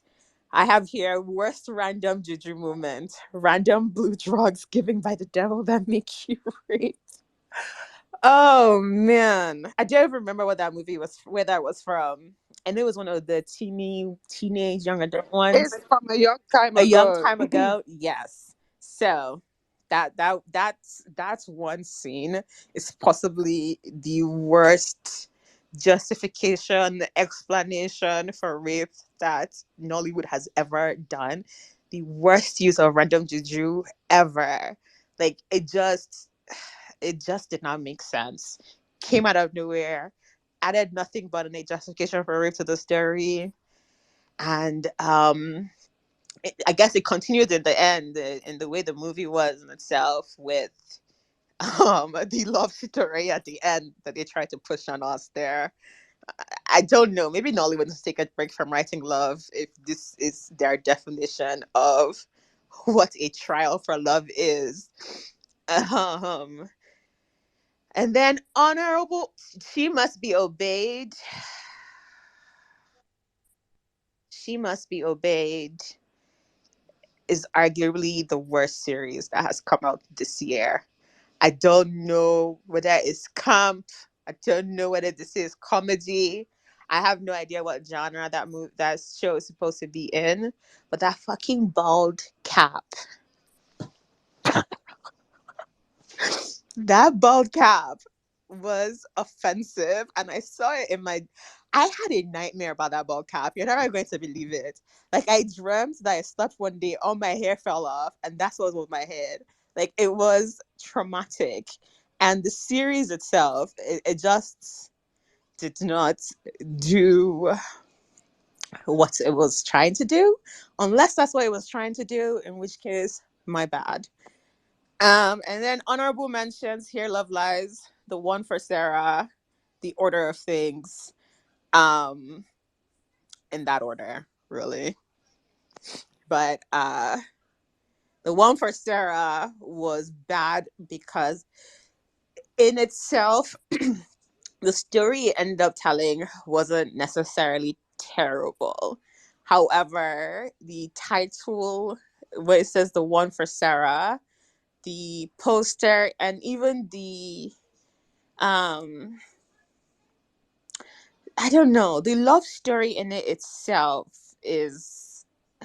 I think Nollywood has a love story problem. I don't know. Maybe it's the way we view relationships as Nigerians that kind of spills over there into how we tell love stories. But it just did not click. The person who ended up being her one did not make any sense. The forced friendship that they then did with Frank Bucci after they finished doing their little lead ons, and then the end where everybody's just randomly pregnant. Like, why? Anyways, that's it for me. All right. No, thanks, Taz. Rotimi, do you want to tell us some of your low lights of the year? Yeah. Okay, first disclaimer, I have this habit when I really think that a Nollywood story or film is bad, you will not see me in this space. I will just avoid the space in totality, because if I have to defrag what I really don't like, I'm just like, I'm not even going to do. I avoid any space. So if I have to come to the space, I'm going to come when I think there's something I have at least some good to say. So, but in terms of my lows, I can just break this into two parts. I'm going to do one for just Nollywood in general. Then I'll probably do one for within the space. That's the way I'm probably going to break it down. So somebody made a comment a couple of weeks ago, and I think I've been using that description to describe everything that I see. And I'm like, this perfectly describes everything. It says that somebody put together gets a WAEC result. The person went to school, got a WAEC result, but is presenting it in the places where people are presenting PhDs. And it's like, oh, PhDs are presenting their results. This is my work, WAEC. If PhDs are being presented, I'm going to present my WAEC. And I'm going to be in the same place where people are presenting PhDs. And that's the best example, the best analogy. I'm like when I have something's being done in Hollywood, just for the sake of, a lot of people have to market their stuff. And I'm looking at it that when we talk a lot about story, the leaders that are moving the industry forward are more, should I say, business-minded and producer-centric people. So when we look at why we're looking at the stories, we're questioning the stories. The story is not the leader. Production is the leader. I found money. I want to tell a story about so and so. Get me this actor. Get me this actor. I have money to get this equipment. I have money to get these solutions. Put it together. Then the story, the plot, the themes, the characters, the dialogue are afterthoughts. And that's when we put who this face, just do what you normally do. And I think that like there's a lot of things that I appreciate in terms of picture quality, art design, and everything. But there's also an illusion, small illusion that is being added, that scale. If I'm doing things bigger, it means it's better because I'm doing the biggest thing. I'm the first to do this. I'm the first to do that. And I'm like, you can make your story about anything, which is why if I had better technical quality for Yahoo Plus, I'll put Yahoo Plus on my list any other day. Not because of that, because I like the premise. It was simple, the place, the one location, but I like the premise. You have to work from your stories, then you add all those things on top. Not, I have all access to all these things, and I'm not going to start making a film out of it. And this is kind of where we're getting at. We're kind of shooting ourselves in the foot. And I think that it's also, I've been saying this thing for a while. I think streaming has done a lot for Nigeria and helping us, even us that are probably not always going to the cinema, or not, people that are not in Nigeria, to gain access to Nigeria films, has done a lot. But I also feel like streaming also has put some problems within some of the way people that are gotten to the front of the heads of the streaming networks and what they are doing. And that's, I'm going to lean into something that somebody in Nollywood Must Change was saying earlier. Part of the things that I feel as though, we're mimicking one thing, because we're pitching to the streamers. We're trying to say, oh, this movie is so and so. So if somebody says this thing, though they said that no, Black Book was not John Wick. When they voted on the Netflix website, it was the Nigerian John Wick. That's what they wrote there. That's the Nigerian John Wick, and it's marketed as that. Then I go there and I'm like, this is not John Wick, and it's not and I'm like, this is that weird thing of people, oh, you're hating, oh, you're not supporting the industry. I'm like, no, you people are taking things out of context and you're pushing because you're trying to market, but you are now audiences on one side and they're dissatisfied, and you're killing the business that way. I had somebody, and this is my low point for me this year. I was a friend of mine and I had to unfollow him. I'm like, I'm not doing this. And it was like, and I'm going back to the Black Book on that. And it was like, mention me by name that I don't know the business. And I looked at this person, I'm like, you people in the business don't know why you're killing your business by yourself. You are making stories that are pissing audiences off. And you're telling me, oh, the attendances are down, or people are saying things about your movie. You have not figured out the cocoa. What kind of stories do you want to tell? What kind of stories can you even tell? That's another thing. I think that is another thing. We're pitching, we're stretching, like I said, like for PhD. If I'm going to double back, so the second part of my stuff, I'm probably going to come from within NFC itself, within our club space and everything. And I feel last year I learned something. I said that I will not censor anybody's opinion. I will not come back and question anybody's opinion. They have the right to feel their opinion. But I just have to mention it, and I'm just going to use it as an example. It's a bit like what Nollywood Must Change said. And I just want to use it just because the most recent example, he just said it. The idea of like Genevieve and like Funke It's almost like the apples and oranges analogy. They are two separate brands. Funke made her break in the industry by doing Jennifer, and she has stuck to that brand ever since. She's a comedic. You are saying she's acting like a clown. A clown is her. That's her thing. That's her brand. And she has box office figures to support that the people that want to buy from her want to buy her doing that comedic thing. Genevieve has maintained this kind of classy, idealist way of which she approaches Nollywood, and people love her for that. It's two different things. So sometimes when we're analyzing stuff, we have to know what category we are putting things into, so that it doesn't look as though we're just being angry. Not because of, I understand everybody has an opinion. He can have his own reasons why he's comparing them. I'm like, but they are two separate brands. They are two separate approaches to the businesses.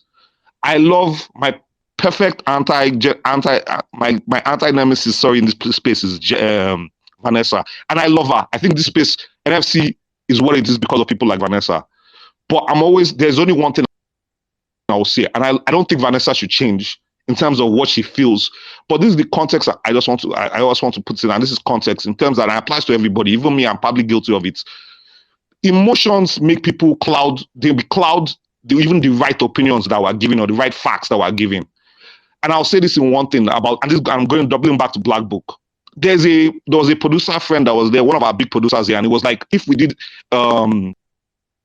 the Black Book in a certain way, it would have been like generic, as though we're trying to make another foreign film. And Vanessa made the best point, and I'm like, this is somebody that she said that a father looking for justice for their son is a universal story. And I was like, yes, this is beautiful. That you get it. Just Pauline Adima looking for the guys that killed his son is enough to hold his story without sharing granules. That's all. It's enough. It's strong enough as a premise. But because now it gets later, she says something. It's not like, oh, you're beefing, you're not happy about the guy. And everything. This is also still where I go back into context. I remember a foreign article, specifically the Black Book, because they said it was popularized that it was made for $1 million. It got 70 million views. Somebody was running a comparison that against other films that Netflix have made for 200, the views that it got was comparable. That for only $1 million in Nigerian film got that. So in that part, the Black Book is a success in comparative because they are using metrics. That's why I said that it's different things for apples and oranges. We might be looking at a story. Someone is looking at the numbers and saying, oh, because it's numbers, it is successful. Look at how well Nollywood is doing, because that's their comparison that they're running with. So I love you guys. I love you guys. I think that you guys are probably the best thing that happened to Nollywood, because it shows you guys are the most consistent customers, always going to watch and even give feedback. And everybody was reasonable and not trying to be in the Nigerian, oh, they are beefing me. This is the best customer feedback you can get that can help you make your product better. That will help you even be more successful in the business. Nobody hates your business. Everybody wants you to succeed. If the films are good, trust me, I'm the first person to hype about it. So yeah, that's all. I wish you guys, we'll still have like 2 more spaces. I wanted to wish you guys Happy New Year in advance. So we're still going to be here by the grace of God, if God keeps all of us together and life and both together. But thank you. Yeah, that's all I wanted to say. All right, thanks, Rotimi. That said, Ayinka, do you want to tell us some of your lowlights? Okay, Yeah, yes, Onyeka can go. Onyeka can. I was about to say, I thought Elizabeth, do you Wait, want to go? did you forget me? You see? I did treat him like this because Don't they come? Oh. I was No, told last let time that. Onyeka go, then I'll go. Oh God. Pearl said, actually, Pearl talked before me. Pearl, do you want to go? The inmates are running the asylum. Just speak. Fine, I'll go before everyone. So, what did I not like? Nollywood Film Club this year. So let me go back to that list because really I can't remember anything that happened this year. Yes, number one for me will be all the big movies. Every single big movie that we reviewed, because I feel like you can transpose every feedback. I want to use the word feedback, not criticism, of each of those movies and put into the other, and it will stand. Like you just need to change the names, but every other, like the structure, everything still stays. And why did I say this? So let's take for example, all the derivative movies that we reviewed this year, they are number one. I want to lump them together. And I use the word derivative. So if your film looks like you sat down with another movie's plot line, now I'm not just saying plot because again, plots are universal, tropes are universal, themes are universal. But if you look at a film's plot line and you carry paper and biro and you started your own and you're just doing line for line, and rather than just continue that line for line, because honestly I don't mind you doing a derivative line. In fact, if we are done line by line like Isoken versus something new plot line, I'll take it because it means that you're on track for your movie to look normal, to be okay, for you to deliver on something. But then you have something like Gangs of Lagos versus Gangs of New York, in which one is complete, the other just looks like a complete mess. Then I don't know. I don't want to talk about it. I think that Gangs of Lagos, I was just pissed throughout that call because I'd not even formed my opinion because I watched it that afternoon with a friend of mine who even doesn't really watch Nollywood like that. But she saw the hype and she was like, she called me, let's watch it this afternoon. I'm like, yeah, sure. And then when we watched this, halfway she was already done. She was like, is this going to continue this way? I was like, I don't know now. You say you wanted to watch it. Let's keep going. And I think for the fact that he tried to do something and he did not know what he was doing. Similar to Black Book, are you revenge? No, you're not. Are you going to do some form of sleuthing to figure something out? No, you're not. Do you have motivation? I think your motivation will show up some time after your second act. That's strange. Then what else are you going to do? You're just going to end it either ways, whether it makes sense or not. You're just going to end it. And then, but in the meantime, you're going to use very, very pretty picture. And you're going to do a lot of audience service in which people will laugh at bits and pieces, clap at bits and pieces, just enough to confuse people that they've watched the most empty thing that they will see in 2023. And that's really pissed me off because, guy, this is not new. If you're going to if you're going to carry something that already exists, that is probably your motivation, why not just go all through? Why not just complete it? Just plot line for plot line. At least we'll get some semblance of something. But it's just like, you know what?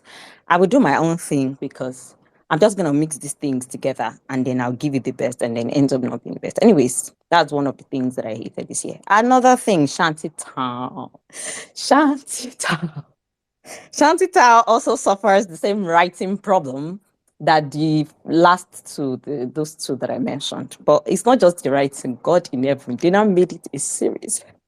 Have I not suffered enough? I watched the first episode and then I'm like, you know what? I'm out. Because nothing was happening in the first episode. And I'm like, if you're going to establish things, maybe you're trying to set up characters, you better bloody be doing it. But it was just dragging. I'm like, yeah, sure, I think I'm done with episode one. Everyone was like, no, I think you should complete it. I'm like, fine, I will.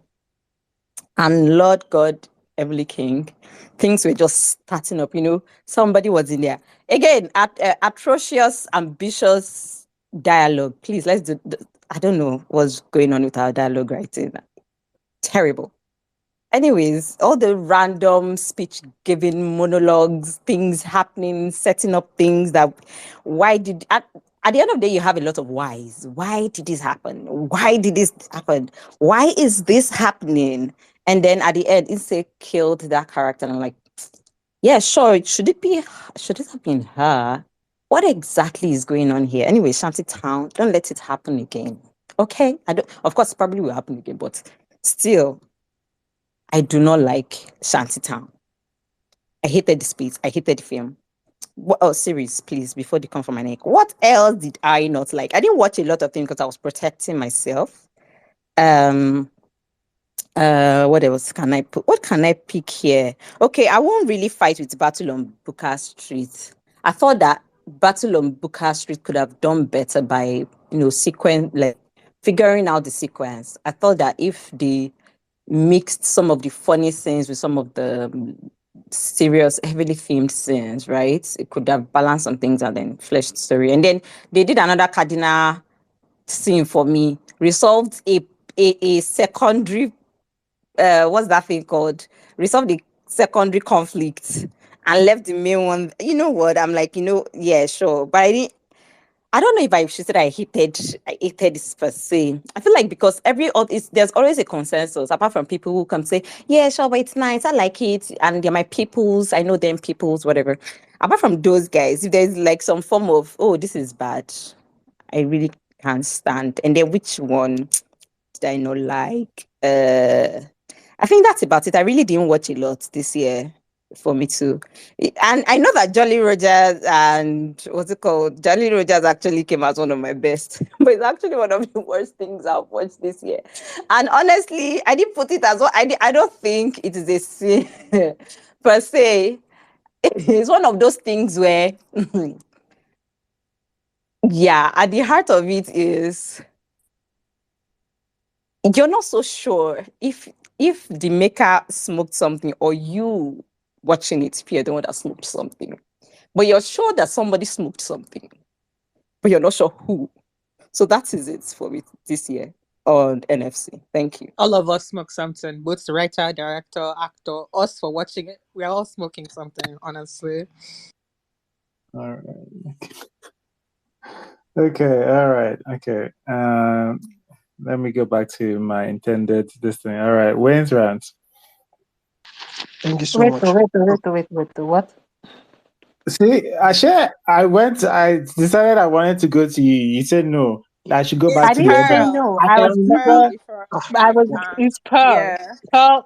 Yeah, Wait it's Huh? to Pearl. wait I'm to just I'm And just then listening after Pearl it's quietly. me. wait to Like wait to wait to like wait to like middle And then it's child. Wayne's wait. rants. Let's all drink water first. The first time I think I was like fifth or Yeah. sixth to go. So I mean I can still allow Pearl to go. It's like No, I'm a don't allow me gentleman and all. go. I'm a gentleman and all No, that, but like let us no. know it's my space, then I'm giving it. Okay. So my time has not started, by the way. The things I didn't like this year. Um, films. Devil in Agbada. Funny enough, I didn't remember it until like today, and then I went. I just saw like not the trailer, like the banner, the flat poster, and yeah, I remember that film. That film was been. That was a film when like they turned like three random girls to CIA agents in like one night or something. Um, yeah. Uh, never again. Devil in Agbada. She must be obeyed. God. I enjoy when films make me feel because I think that's the whole point of any form of art and you know literature and anything, right?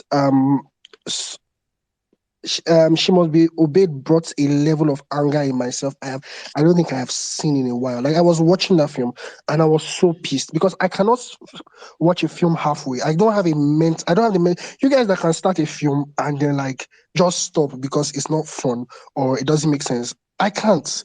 You don't get it. So I'm watching this film. I finished the first episode and I'm like, God, I have to watch it, everything here. Like I'm watching it, I'm pausing it, I'm running out of my room, I'm punching the wall, but I'm having to come back to watch it again. Is I know someone here was talking about Funke Akindele and it's like she has a but like then let her make it known that this film she's doing is for that audience because now she's doing advertisement for this other film and everything. And she's hyping it up as if it's for all of us. It's for every um Tom, Dick, and Harry. But it's not. It's for two people, her specific audience. But we don't know. All of us going to the cinema or Netflix to go watch this film, and it just really does something in us. So yes, a Sunday affair. I remember watching the trailer, and I was like, this looks spicy. You know the kind of films that are like it's like a love triangle and it's spicy and everything. And I don't know. I don't know. Um, I can't remember. I think it's Dakori and say I hope is it two people and these are like probably two of the most beautiful actresses we have and really good actresses, and but the film just didn't do anything. Like I, one of the reasons why, like, one of the ways I know like a film really falls flat is I had to go back to the list to remember, oh, this film, oh, I saw it this year. Yeah, that kind of thing. At least She Must Be Obeyed. I'm just angry. This one was just there. Let me see if there's any other film. I think we're doing 5, so I'll just see if I can add 2 more. I know there are a lot because I saw the list, and like Otas was saying, the problem is putting, like, limiting them to just 5. Madam Koi chapter 2, yes, that one's straightforward, right? All of us, and I think, like, like, the real thing that really gets me upset with Madam Koi chapter 2 is build up, right? If you're going to make a dustbin film, let it be dustbin from the first scene. Let me see everything. I'd be like, oh, this is dustbin. I'm watching the film with that mindset. It's painful, but at least it's still that. But I thought I was seeing the next big thing. Like, I was telling people, guys, watch this film. Oh my God, there's a story, we can all relate to it, and then you do what you did. And lastly, I don't know, some people say some good things about this film, but it's Obaram. I don't know. When you say we should not sound like we have vendetta and everything, and I don't have a vendetta, but honestly, I am tired of seeing Nancy Sime. Like, I'm tired. Like, 2-year break or 3-year break, like, because everywhere, and it's not even the acting is not good. This, and it's, you know how, like, Nollywood is just generally doing a lot of nonsense at this period of time, and if you throw a stone into a bag of nonsense, you will see at least 7 Nancy Sime films there, and in 6 of them she leads. It's like, no, you know. So for a lot of things about the film, but just uh, I know a lot of people had issues with the Igbo being spoken. Um, I barely understand Igbo. My dad won't be proud, but um, I just didn't like the acting. And generally, I hate any film that they do music because I'm a musician, and I've watched 0 Nollywood films. I'm being serious. The film with RMD as a guitarist or something. I've watched 0 Nollywood films where they do music well. 0. There are some that have good music, but like when you watch them doing the music, like the guitar is not plugged. The guy is literally strumming his hands, and I can hear him playing a riff.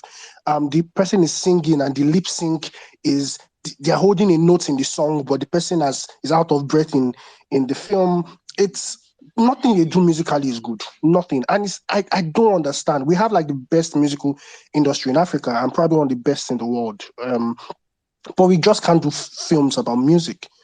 Why? Even they'll even put a musician in the film and they cannot sing or they can't. Anyways, yeah, 2023, the year came, stressed me. Hopefully 2024 doesn't have as much, because obviously not the I don't expect that Hollywood is going to just turn a new leaf and make normal films throughout. I know they're going to I've not seen AY's Merryman 4, Merryman 3. I don't know how bad it is. I really, really stay clear of AY. But I know somebody's going to do something like this. Don't worry. Funke Akinde is going to drop something in 2024. AY is going to drop something. Somebody's going to drop something. But keep it to a minimum, maybe 10 in the year, and then we'll be fine. Thank you. All right. Thanks, Wayne's rant. Pearl, do you want to? Pearl, are you there? Hi. Okay. Yes. Thanks for remembering me. Oh, good. This Nico Army is growing. Okay, let me get to it. So, for the movie or show or whatever, because this one sometimes we're not sure whether to call them movies or shows, but She Must Be Obeyed is like the worst thing I watched. I watched Man of God this year and I really hated it, but then it's an old movie. So I think She Must Be Obeyed like is the thing I probably it just felt like, wait, when I started, I remember like texting Uchin and I was like, is this supposed to be comedy? And then I was like, "Sure, you did whine me," like that was the kind of reaction I was having. And then at some point, I just kind of gave up. I remember watching it to the end. Then I woke up the next morning and I was asking him, "Wait, how did this end again?" And I couldn't remember how it ended. And I had to, you know what? I hated She Must Be Obeyed. And I think Funke Akindele, like, as we've said here, she has like a formula that has worked for her, but it's probably time she, I don't know, elevated her craft. At this point, she's just lazy. And then, sorry if I'm sneezing and all that, I'm out and about and walking in the cold. And then, Madame Koi Koi, let me just say that it's not often that a movie, it goes beyond just bad to the point of being comical. No, that's acceptable, but it's not often that a movie like triggers me to where I'm not just like, oh, this was not a great movie. It's like I'm actually upset that movie achieved that. So congrats to them. And then as far as wasted opportunities, these are movies that I by and large enjoyed, to varying extents, but they were still like hugely they were such a waste for the kind of opportunities they had and that they didn't like really utilize. And that would be Jagun Jagun and the Black Book. They could have done so much more with the budget and the platforms and the just opportunities that those two movies presented.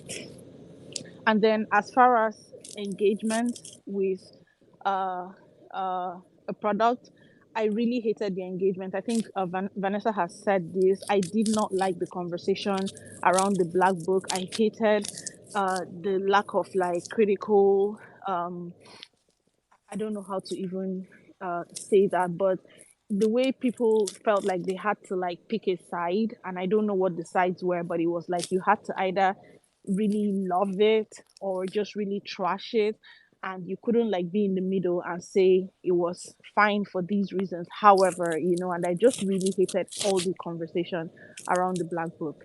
Then for the spaces, there's only one that stands out to me that I absolutely hated, and I'm glad I was not live for it, and I only got to listen on Spotify, and that was the one with the producer of Madame Koi Koi. And I remember listening to that, and I was like,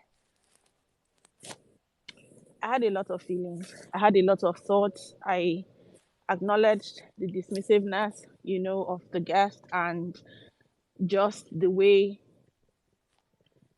they just refused to actually engage with like any questions that were being asked, or they would come up with their own questions or pretend not to understand the question that was being asked or pick which question they would answer.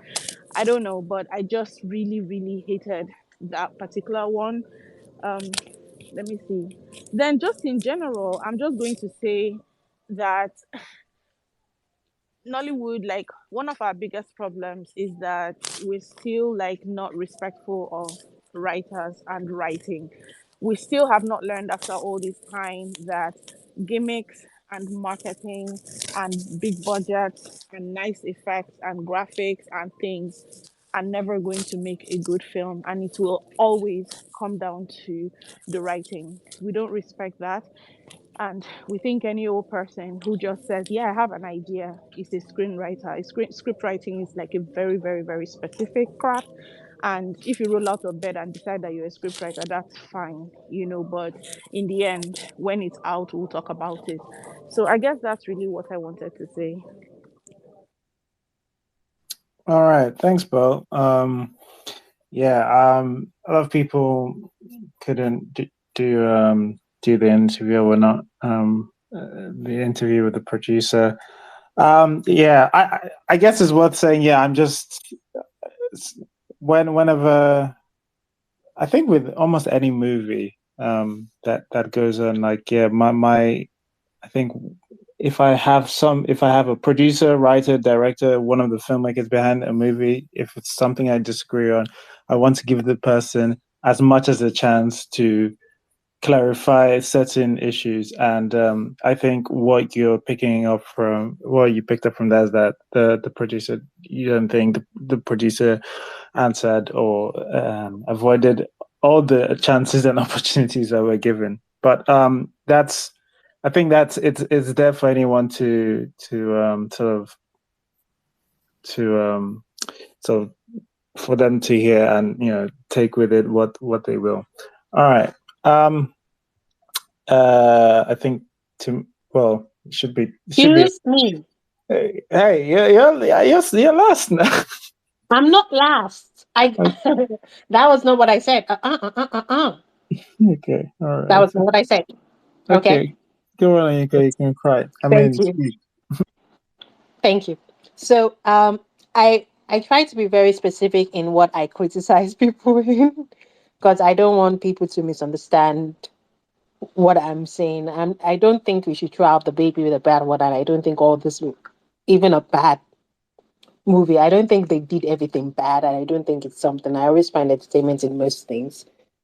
Um, so my five list, I am going to say why specifically, what specifically I think is bad about them. So oh snap, I had the list in my head and now I lost the list. All right, number one, I am going to now because I lost the list. It's not a Are we list of. observing a moment of silence? Is it just me? I can't hear a single thing. Oh yeah, it's It's your just turn you. today. Yeah, Elon does this sometimes. Oyinka is speaking and we can hear her. It's just Elon is probably not allowing you hear her because sometimes spaces do this. I'm so sorry, Pam. She can't hear me. So this has no coordinating list because now I've forgotten the number. I have to now even remember the. Okay, I am going to go with House of Secret. Now, House of Secret, what the technicality and everything, all that, I think it's wonderful, and I think that we should encourage really going for something, even if you fail. We should encourage that for movies and movies that were considered bad. Who knows? 20 years from now, it's a classic. It happens. It happens. It happens a lot. Um, but for House of Secret, writing is an issue with sometimes the director. I'm not even talking about plot. I'm not even talking about characterization. I'm not even talking about motivation. I'm just talking about there's no reason for this movie to exist based on the writing of based. If I am to take the movie based on what it tells me, is its reason, because that house was built by the general giving money to suppress the documents to come out. Now, the question is simply like the general should just simply not give the money in the first place. That's it. And therefore, because it just undermines the writing, simply undermines the reason for being the movie. I think it's bad. I think that's just bad. I think that's a very. I don't think many things are plot holes. In fact, a lot of things that people here say is plot holes, I don't even think it's literally a plot hole. It's just something that you ignore for the focus of the story. This is a huge plot hole because you just undermine your entire story. Because then your villain is an idiot. Your villain likes to waste money. That idiot. Um, but it's okay. It's still you can have villains like that, and just know that this movie is just supposed to be an entertaining movie and not to be taken seriously on its writing. So that's House of Secret right there. So just like maybe people should be very careful when they are writing to always go back and refresh the writing and see what the thing that leads to something goes. House of Secret does not work on that. Um, Ile Lowo, Ile Lowo. The one reason I'm going to say is, and I think I said this, I'm repeating myself. If you guys go back to the spaces, Ile Lowo. One big issue is the editing. There's just one atrocious editing that is just really, really atrocious. I mean, yeah, sure, the story makes no sense. Not like the story makes complete no sense. There's just some things with the story and like the things that occur on screen that doesn't really fully form to the themes that the movie is trying to say. But that can be waved off as subjective. This is editing issue. Like the point where she has to vomit the thing, we do not see that.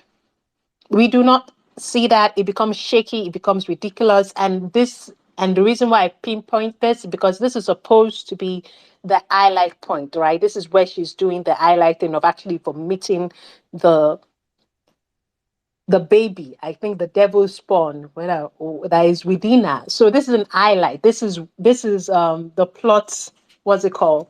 Where it goes, and yet you feel so badly at the editing that makes it absolutely atrocious.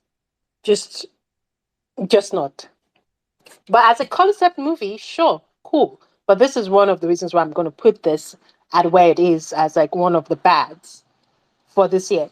One of the other bads for this year, Obarami. Now, I like the concept. Some of the singing was good. Some of the acting was good. The issue is that one, I can't take seriously a 10-year-old singing in a nightclub where they're selling drinks and bars and everything. Two, uh,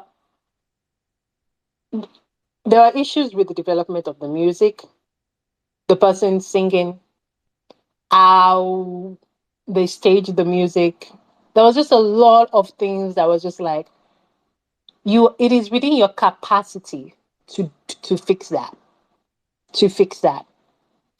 And that's what's bad about Obarami. Uh and what's I now this is going to be subjective in my part, because subjectively that is informed by an objective, but it's informed by an objective calculation, but it's also a subjective. I did not finish watching Devil in Nevada. So my judgment comes from like 30 minutes of Devil in Nevada. And it's not because, oh, I'm too busy, oh, I was bored, I was tired. It's because I was pretty well. I could watch that movie. I could sit down and watch that movie, but the movie just did not encourage me to watch it because it was ridiculous. So, like I said, the thing that made this movie ridiculous is that it is a paint by number political kind of drama basic movie that there was no need for the mistakes that were happening. It was almost competent. It was almost competent. A very good example is the first scene. It starts from the first scene. You're showing us a Bible, just recording the Bible. There's a very specific verse that you want the people to read. Do you think I can see it when you're moving, when the camera is very far away from the Bible like that? Are you ridiculous? Put the text on screen. Put the text on screen. I can't see it. It's still within that. It's very simple. Like they've been doing that since the silent movies, okay? um, I mean, since silent movies, that's like over 100 years ago. So, my friend, there was no, you saw it in editing. Number two, still within the same scene, or they were shooting. Okay, there were some things I can kind of forgive. The girl runs after they kill her parents, right? And there are bad guys in the car. She runs out the car. They come out of the car. All she does was just close the door, and then she runs, and then you don't see the bad guy run after them. What is this? What is like the just have the guy run up all the way to off camera. That's it. Just have the guy chase her. We don't even need to know how she escaped. The next scene we see that she's there. We will just conclude. The audience will just conclude, yes, she escaped somehow. Like it's you see what I mean by almost competently done. That's kind of why Obarami, not Obarami, what's it called? Devil in Abada is atrocious. It's like you can see that if you just move a little bit more, you can have a pretty okay movie. A pretty okay movie that like okay, it's like every other movie, whatever. Um especially because it's not you're not trying to do something eye concepty like House of Secret. There's like no reason for this to be happening. Um and other one that I think is I wanted to say, excuse me, there's this one that's like, Rushing you. Here's me rushing you, Inko. yeah, I know you're rushing me. And the last one is the second part of Mama Kokoi. You just completely ruined the first part because you just didn't follow up on all your plot points, and it's like a different entire something. So that's why. But all of this, everybody tries. There were good things and competent things in it. I'm just being very particular about some of those reasons why I think these are some of the worst, some of the bad moments of this year in Nollywood movie something. Thank you so much for letting me watch Devil in Abada. You're welcome. Anytime. I think Timmy. Um, yeah. So for the films I didn't like, um, the first one would have to be Lil Wu, and I tried. I think I mentioned this when we did the half year review that I couldn't finish it. I tried watching it again. I still couldn't finish it. And at this point, God knows that I have tried my best. Um, for what's it called, Obaram? The only thing, or the only things that made Obaram watchable for me first were Nkem Owo and um that small girl, what's her name, Darasimi or something. They were the only ones who made the film enjoyable because first of all, not only was the music bad, not only was the lead actor bad, not only was the story eh, eh, eh, will I say incomplete, but I don't know. Altogether, I feel like the film just made for a very underwhelming um this thing experience. The thing is this: everybody's like, oh, I mean, yeah, sure, everybody is entitled to their opinion, but like, come on, what's it called? She Must Be Obeyed. Yeah, sure, She Must Be Obeyed had its issues, but at least it had nice songs. It had very replayable songs that you can add, or songs that I have personally added to my playlist. So I think that's at least something to take from She Must Be Obeyed. Obaram, that was supposed to be a musical, you could not take anything. Not the story, not an emotional connection, not the music, nothing. Um, what's the next one? Battle on Booker Street. Battle on Booker Street. I don't want to sound classist, but it irritated me because it was very, very cringe and ras. And for some weird reason, the way they were speaking, I'm not Igbo, I don't speak Igbo, but the way they were speaking Igbo also felt very disrespectful. I don't know. I'm sure my opinion on this might not count since I'm not Igbo. I don't know anything about the language, but it just sounded very disrespectful, especially the way what's her name, Messi Johnson was speaking the language.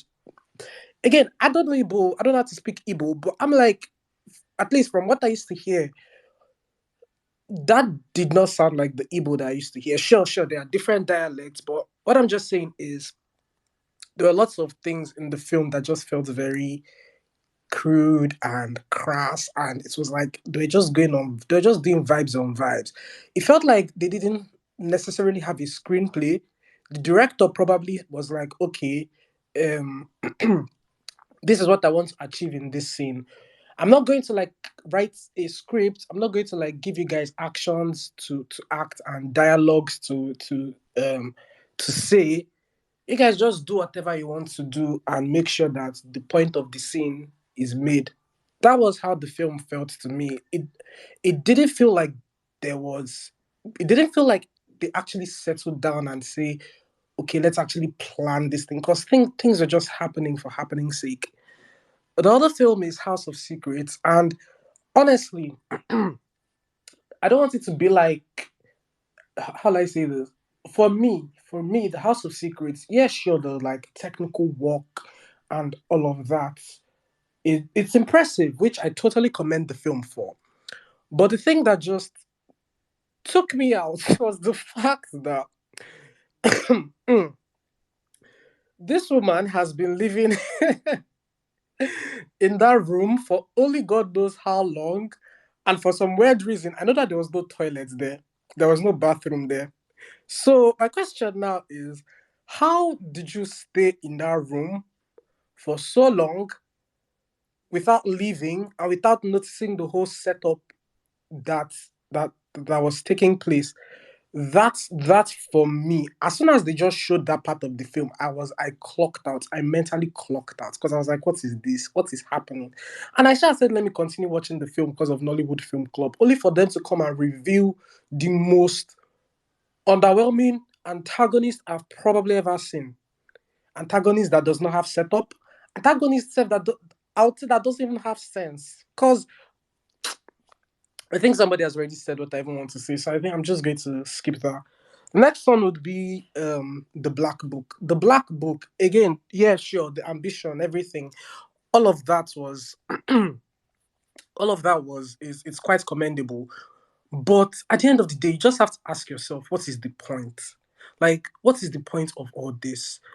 You spent money on guns and weaponry and good camera work, brilliant camera work, impressive cinematography. You spent money on all of even the color grading too. I liked the color grading, the art design. Like so much thought was put into all these other things. But at the end of the day, they don't make it just how do I say this? What's the point? Why, when at the end of the day, the film that you're telling, for example, the music in that film pissed me off because there were just some scenes where the music was quite intense, and I'll just be asking myself, what exactly is the point of this music? Nothing in this film has happened to earn this music that is playing, and that music was just annoying me throughout the film because the all the technical work that they put into it, at the end of the day, it just feels like it's for nothing because the story felt like nothing. Like Vanessa said, a father revenging his son's death is a very universal story. That is what he could have done from beginning to end. You say no. You say no. You want to do Black Book. Black Book. As in, is it by force? Is it by force that the title of the film has to appear in the film or something? I don't know, but them bringing the whole Black Book thing, them trying to bring the journalist. You're telling me that a journalist in the whole of Nigeria, the journalist that happens to be doing her work, just happens to come in contact with the person who killed your mom. Come on, guys. Come on, guys. What are we doing here? What is going on? Sha, again, I'm not going to say like, oh, it's an absolutely bad film because there are good things to take from the film. Like I said, the art design and the color grading, all these are nice things to take from the film. But you see that story? You see that story? Mbano, mbano, mbano. Madam Coin Coin. Okay, I'm not going to even talk about this one because everybody has talked about it. But Madam Coin Coin Part Two. Madam Coin Coin Part Two. After the is it first 30 minutes or 40 minutes, I mentally clocked out. I couldn't even pay attention to what was happening because that first part that they were giving that exposition, trying to explain what happened, I was so confused because I was like, we left part one with this happening. And now we are continuing. I had to go back to part one to watch the end of part one because I was like, this part two is not connecting with the way part one ended. How do we go from this to now you're giving us this story? And it's not like you're giving us the story in a nice way, you're just giving us exposition. Bah. Haba. Haba. Sha, that's all I have to say. All right, thanks, Timmy. Mister, I'm not going to talk about it because Oh on my TikTok God, about I've you. really suffered, you guys. Please, the next person that is talking, I hope I don't have the same bad luck. The last two speakers, it was Oh, like I'm really? walking in a wasteland. Yeah, I'm just here Oh like You no. actually have blind. to drop off and come back. It's not gonna work. Okay, Is let it? me do that. But Thank you. She can hear a few people, just not the. I didn't Okay. hear the last two people, so I've just been on here like I'm crazy. But all right, okay. Ihama, do you want to give us your a brief, Ihama, aka baby? Do you want to give us your highlights or lowlights of the 2023 year? Is Ihama there? All right, Mrs. C, do you want to give us your lowlights of the year? Sure. In my lowlights, this. I mean, if we go right from the start, we started with The Wait. I absolutely hated that film. I think. Well, let me borrow from Uchenna and say it wasn't made for me. I borrow from Uchenna and say it wasn't made for me. I don't have any specific spaces in mind that I didn't like, so my lowlights will be films. I don't know, man. There were a lot of things that were lowlights for me. Special shout out to our big films, Brotherhood, what's its face? Gangs of Lagos. It was so again the big stuff, right? The Brotherhoods, the Gangs of Lagos, the Black Book, with all the set pieces, all the money put in, but giving me very little story to actually follow and not enough plot development, and just such lack of understanding of character motivations, just so much missing. And I don't think it's worth rehashing because I think we've already done and overdone all of them on the pods. But yeah, there's big films that ended up under delivering. That was I think someone mentioned last year that we might be harder on more ambitious stuff. Like, I don't know, I mean, if you promise me a lot, I'm going to expect a lot, right? And I'm sorry if I'm underwhelmed by your offerings. Ileowo was another letdown because it had promise. It had promise. I liked the premise. I think there could have been a lot done with Ileowo, and it just really took the third act curse and made it its own. Really settled in there, and that was very disappointing. What else was a low light? Everything Lotana gave me this year.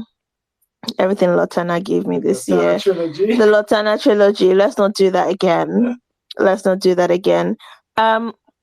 Big Love was such a letdown because it really should have been a nice little light-hearted romance, and it was kind of on its way there. Like, it had the unhinged premise of, oh, we're faking you're the son, which I didn't mind that. On that, I let rom-coms, but I don't know how much com was in this rom, but I let rom-coms tend to have a bit of random nonsense in there, something that seems just out of the realm of possibility, like we're going to pretend this is your kid. I'm perfectly fine with that.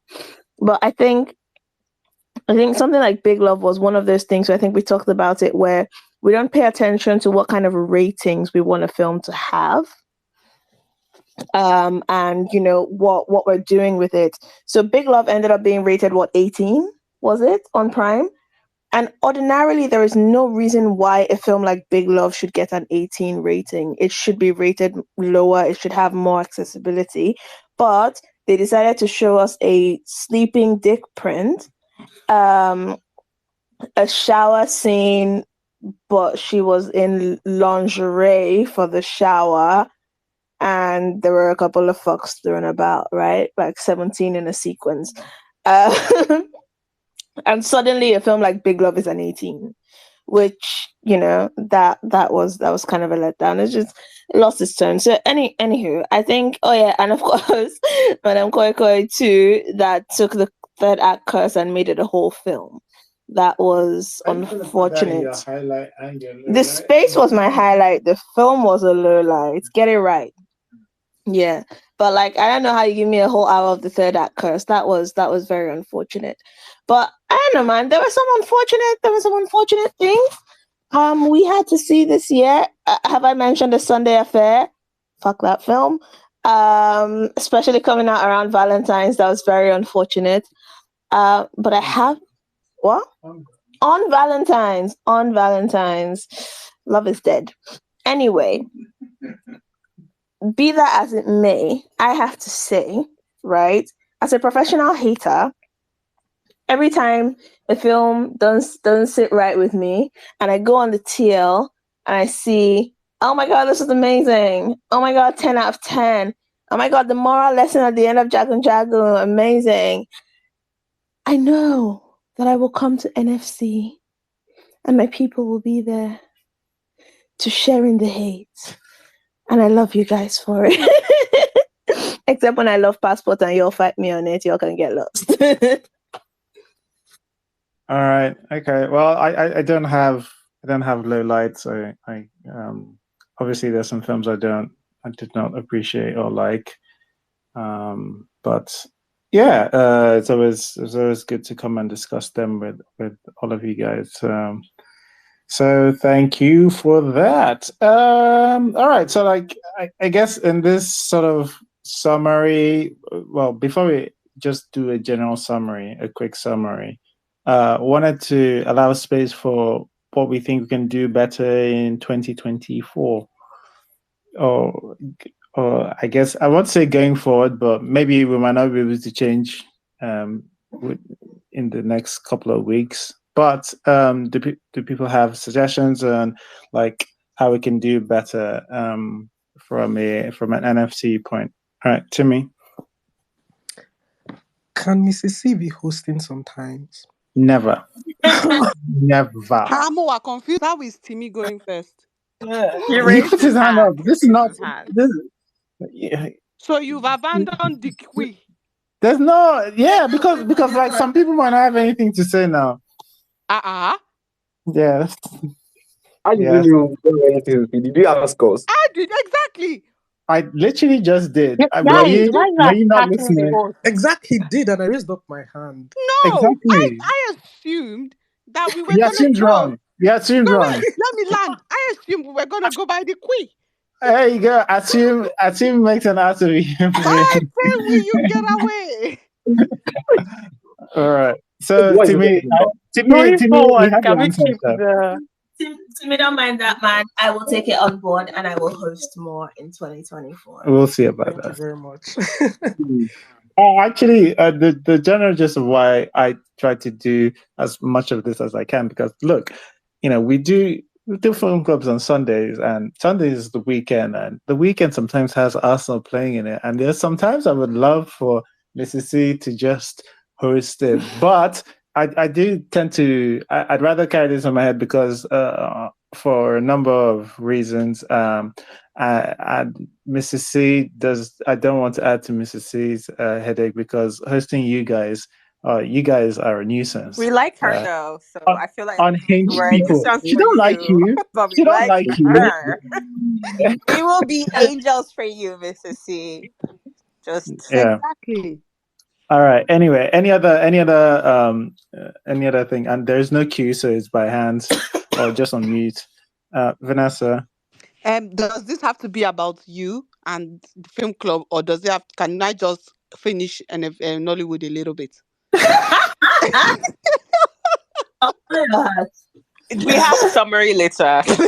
Summary? No, I thought he said that we can talk about what Nollywood can do better in the coming year. I be more wrong. Nollywood Film Club. I ain't wrong. Okay. I have nothing to say except yes, Mrs. She should host everything. We don't even want to see your face again. I thought that you said, what am I expecting from Nollywood next year? No, Nollywood will do in the summaries. Okay, no while I'm coming then. Right. Okay. Atas. Hi. So I think that you have a hard job And I don't envy your job at all. As someone who has considered hosting Nollywood critics before, I swiftly changed my mind just because of how much the sheer amount of work I know that it takes behind the scenes. Um, so this is the only compliment I will ever give you, Mr. C, in public. So accept it and hold on to it for the rest of your life. That said, I That sounds more like a threat than a compliment. is a boat. All right, it's accomplishing two things.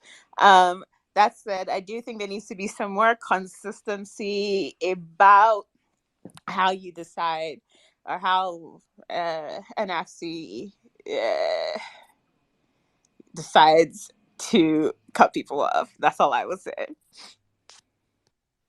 Yeah, okay. All right. Point taken.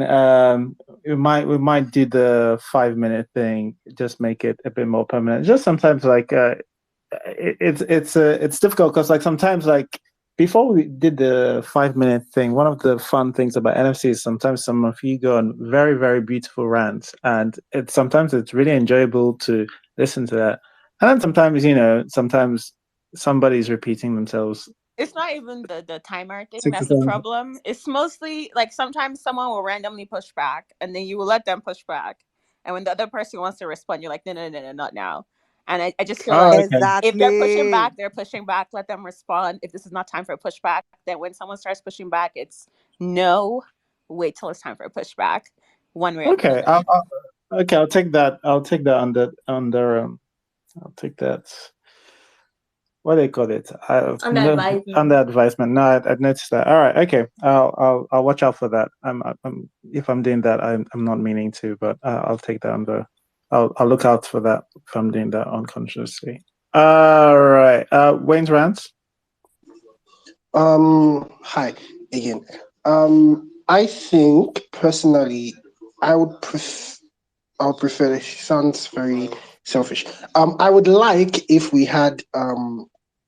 I know you said we're going to do more what get me up topics, but I would like if we had like I think because some of the I'm rambling. Some of the best spaces we have at the moment, we're not really talking about a film, but we are talking about just general issues that exist in the Nollywood space. And I think it's been nice if we had more topics like that.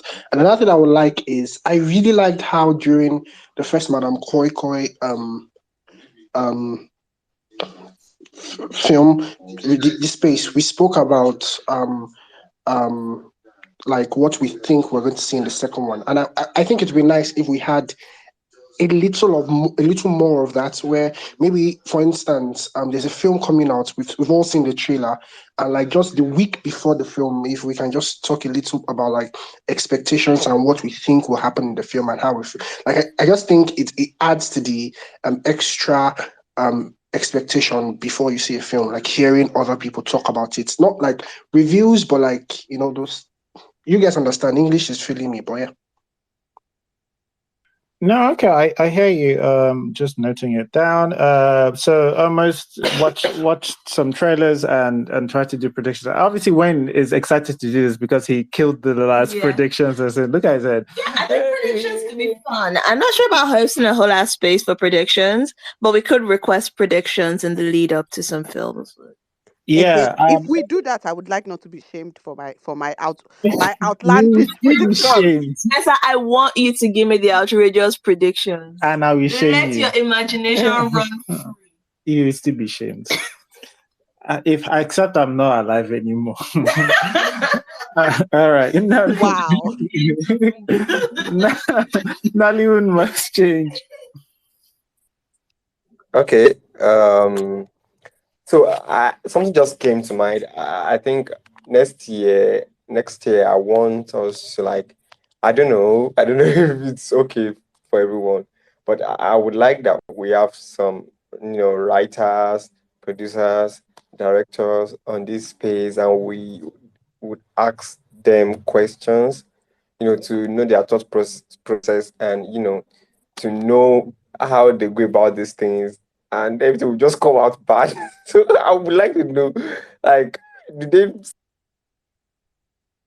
they just everything just while shooting, the whole thing just flip, and they are unable to like contain everything. So I would like us to do that. And yes, I support our task concerning Mr. C cutting people, let people make their own arguments. You did that to me. Was it during last week?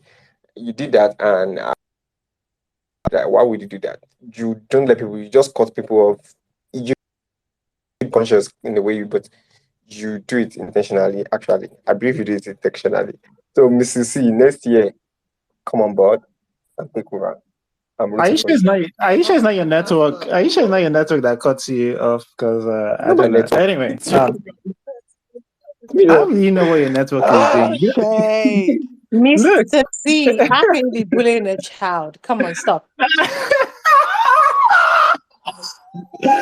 All right. Okay. Didn't All you right. just call me a Okay. All right. child? No, but to take some of the things that Nollywood Nollywood was must saying, Nollywood must be good. Accept it. Accept it. Just Nollywood tell me must that change. Nollywood must change. Nothing must change. We didn't even say whether it's positive change or negative change. Be careful what you wish for. But so still more of the not cutting off. Okay, I've said I'll watch out for the not cutting off thing.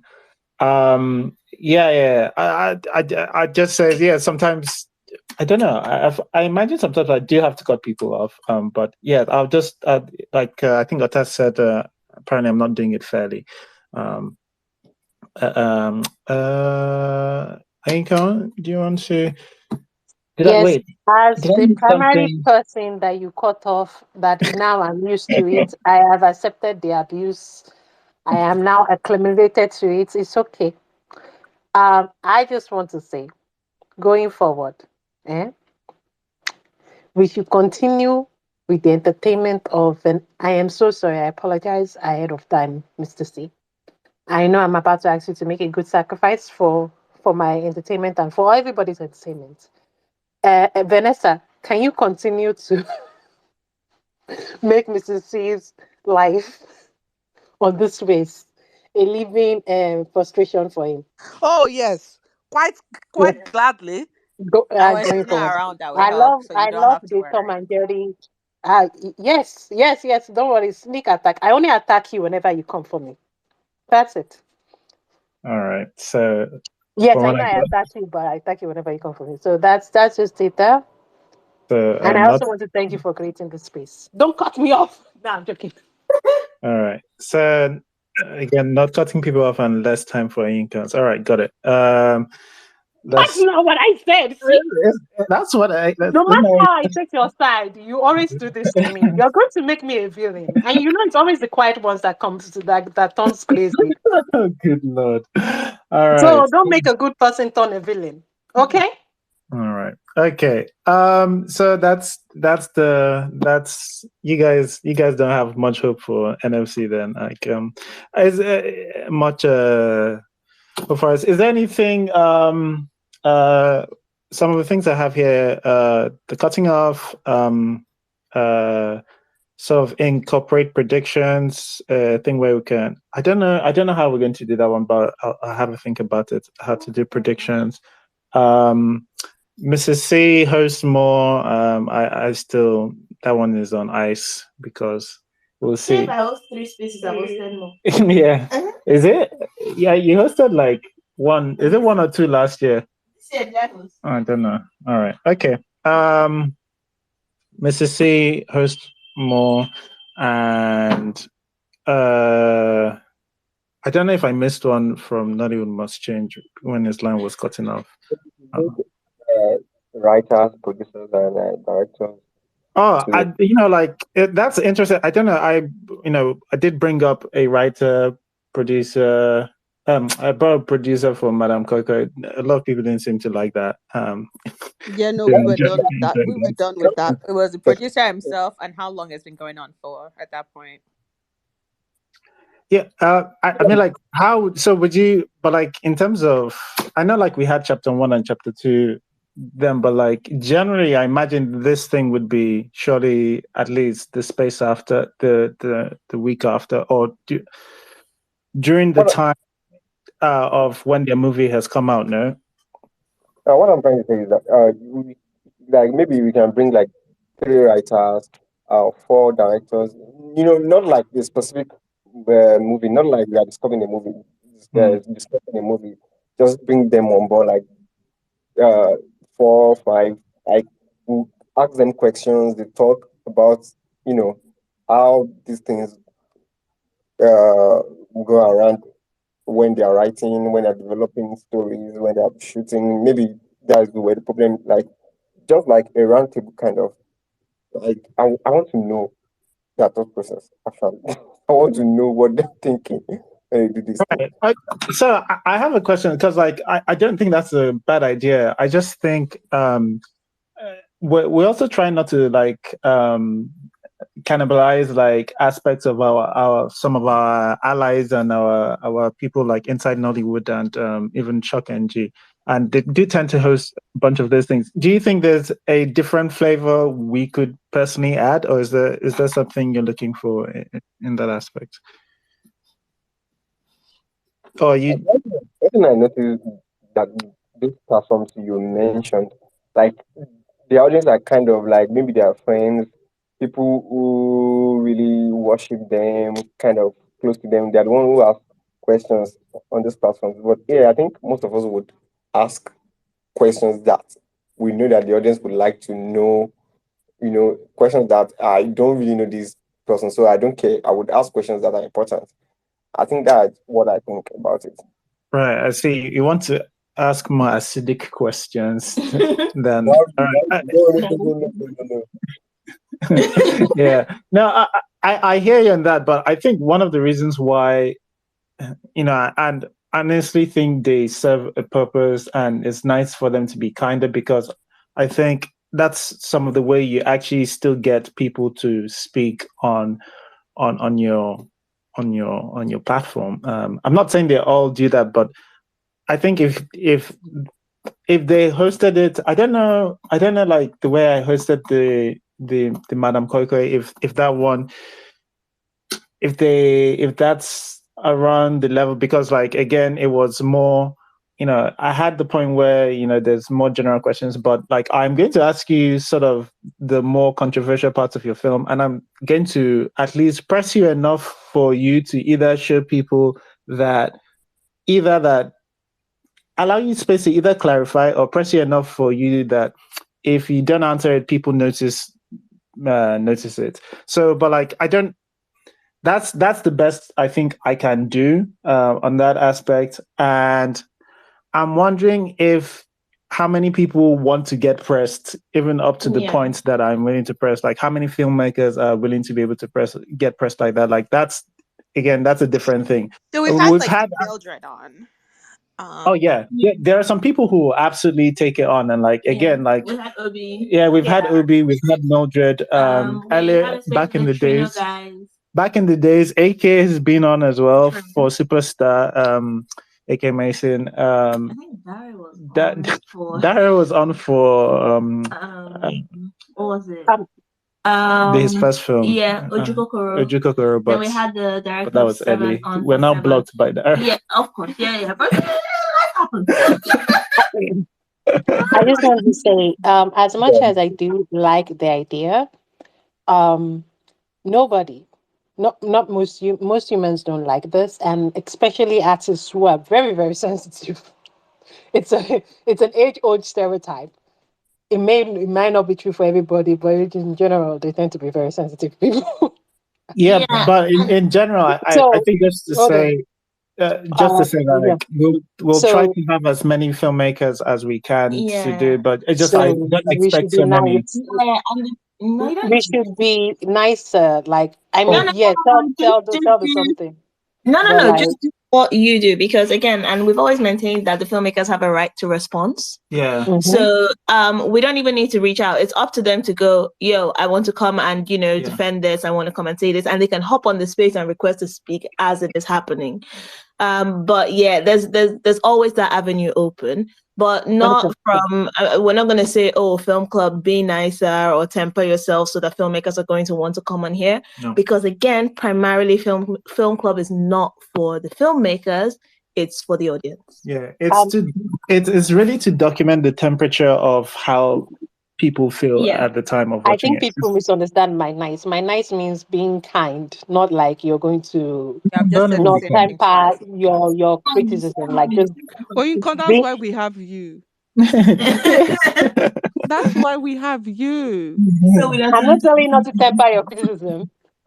I can't say that people should temper their criticism because I'm not generally a person who doesn't temper their criticism. I just say kindly, but I'm Yeah. still criticizing you, and people Yeah. notice and then people push me away. So yeah, but it's cool. Yeah, but like we do have wicked people on here, and there's nothing I can do about that. So some of those people are the most dedicated people to the cause, and we love them. and I accept them as There's as just so much Oh, in one more thing, Nollywood that is guys. hard to be kind Can we about, leave unfortunately. those two actresses? We know they're bad. Can we leave them alone? Let's leave them alone If for a they That's leave why us while. we are alone, like rested. what Why is are that? you asking actually us rested? to leave people who will leave us Nollywood alone. must change. They No, must I'm get Why better. are you You guys, keep rested. no, watching you every guys have to week? accept this. What You are you guys have to talking accept that about? they're going to be in the movies Well, because they no, are I for have me, to I've beautiful and see this it. actually is their rested. I time. won't lie, If I've I have to actually see it So rested. we have to accept and that. they're still We bad in talk the nothing movie, like then I will so. still say this that is they're why they bad. call us Let's leave those professional two. Yeah, we average. can say the acting is bad, They but like can try being good. Hold That's on. an I would just let's like to option. leave those say two how alone. that Onyeka did not say names, but we knew who We know exactly who. we knew The exactly. option exists for us to take a step back and try You being just good. already let's leave the two of them alone. When we see them in a movie, we know they are bad. We're like, oh, the acting is bad. But But we might have let's newcomers. We might need to refresh some people's memory. Nah, you're thinking mistake, oh, like with the two of them, you don't need to without refresh waiting people's for memory. Beyonce They are to you just everywhere. whiskey. They are everywhere. Everybody has seen that they are bad by now. And if the person cannot see that they are bad, it's okay. I won't That stop means that until person they're is being either bad. delusional or something. But we don't have to, you know, by this time, we've already helped people enough to realize that they're bad. Yeah. Now, No But more that helping people. handle it on a film by film basis. So you can, yeah, I actually I get where Yinka is coming from. Like yeah. I think it, on a personal note, like there are some people I used to hound a lot more, both on the TL and on here, and after a while it just feels like I'm bullying them, even though like they're not like they have got a bigger platform, they have all of this, we're not, the power balance is not there for me to bully anyone, but like at some point it feels like I have made my point anyway, and you know I should, but like that's on a me personal base to calculate this, and I would say to you guys, you know, like at some point you feel that you get to some point that you know Me, I'm you're tired of Kuku this person. rested though. Let's attack the producers that keep on putting them in No, movies but me, this I'm time. actually But rested, especially for my particular main one. I've actually quite rested because she's my Benue sister and I love her. I've actually rested. So you people should not bring up my sister's acting again. We're all just going to pretend like it's not happening and just move on. Okay, guys? I'm Uh, actually at the point where I'll probably just stop watching stuff with her in it. And you guys can have fun and come back.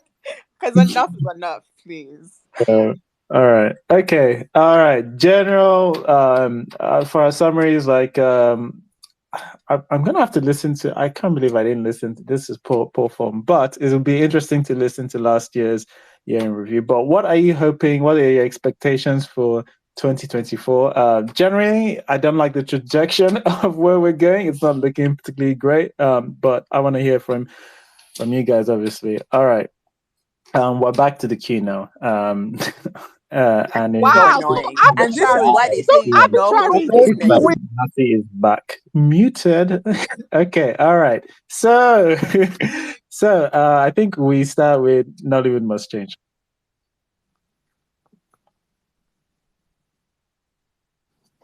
Nollywood Must Change. Go on. You can unmute yourself. Nollywood Must Change. Okay. I think a task. I just unmuted myself. You muted me. Okay, I didn't mute you. Can you hear me This is clearly. Just go on. now? I'm sorry. I want to say something. Comparing Genevieve and Funke. I'm not saying Funke should not make comedy movies. I'm just saying that she could do better the way she presents them, not so clownish, in a way. But she could do better the way she presents them. So that's and that.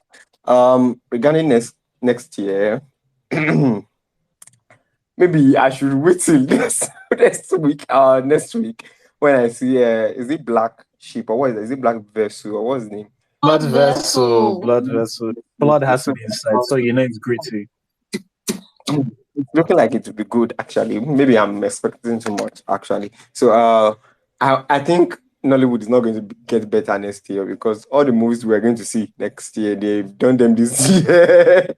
So I don't think anything good, not really anything much. Maybe if we are going to see anything good, maybe later next year. So let me keep my, let me just open my heart to, to something. That's what I have to say. All right. Okay. Nollywood must change. Not looking. Not hopeful. All right. Atas. What I am looking forward to seeing next year, obviously, is less random rape. That would be wonderful. If we started to see women more as whole human beings outside of plot devices or rape victims, that would be great.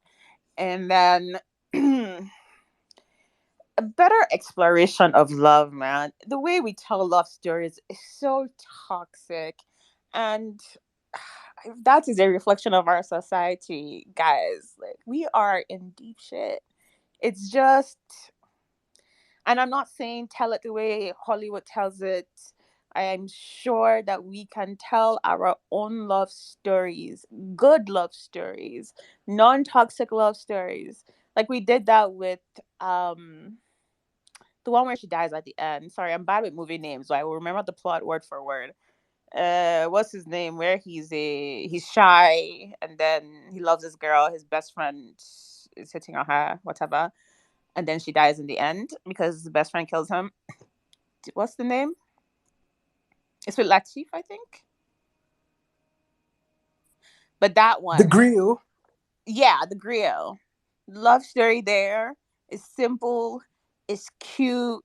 No one involved in the actual love story hates each other, and I would just like to see a little bit more of that, but as a whole movie, not just as a side attraction, like as a whole movie where two people actually like each other and aren't just being randomly insane. um so that would be great as well. And honestly, the action, I like where Nollywood is doing action. I know some people don't like the underground story and sort of the underbelly of it, but I really enjoy the nitty gritty sort of world that Nollywood is trying to explore. I would just ask once again that they explore it better. However, I do acknowledge that it's relatively new for Nollywood, so finding their feet. And so maybe we can start with less complex stories until we actually know what we're doing and then build on the complications. But that would be my only request and what I would love to see next year as far as Nollywood. All right. Thanks, Atas. Vanessa. Uh-huh. Okay. Um. Yeah. Sorry, I'm done with action in Nollywood. So sorry. Um. I would also pray. This is me just being hopeful that Nollywood abandons this thing of where one film does really well, be it in the box office or on streaming, and then 600 other movies of following the same pattern are made, and then we become inundated. That is why I'm inundated with this specific way of telling action stories in Nollywood. It's not the action that's the problem. It's the whole there has to be a gang, an underbelly, a weird. It's just and random juju is thrown in there somewhere. Always live for random juju. We'll always live for random juju. But They're certainly becoming inundated with the specific type of action movies that Nollywood is telling. I would also beg Nollywood, this is me pleading, that Nollywood refuses the angel on their shoulder that tells them to throw in many twists just for the sake of twists. We don't need for the film to be turning on you own for us to feel like something happened. You can tell a story that is in many ways linear without going higgy haga, and it would still be impactful. I'm with Otas. I'm a love baby girl. I love love.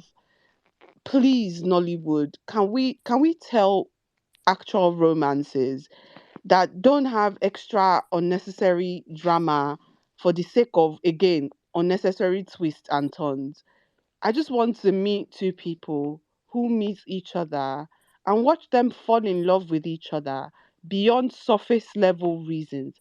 Because as heartwarming as Big Love was this year, when it came down to it, these people did not love each other.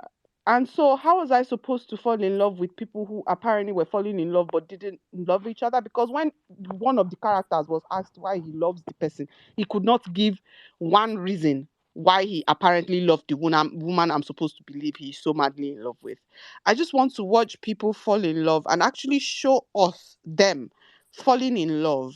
I also would appreciate Nollywood learning how to use a montage is always great. A montage is, especially for a romance film, just know how to use a montage in a very impactful way that moves the story along. Because montages and romances slash rom-coms go hand in hand.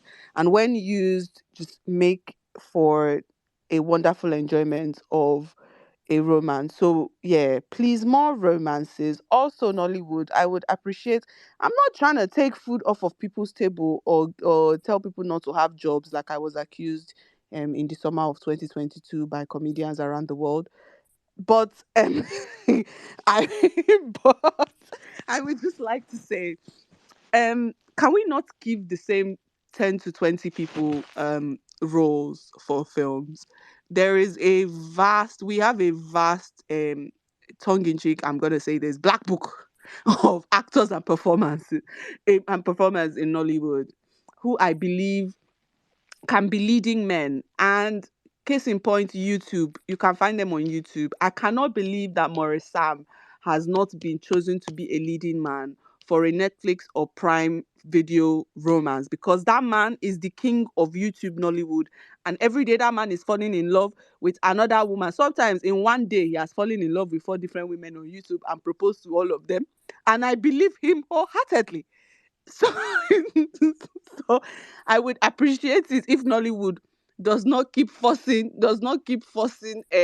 what's his face? Baba, what's his name?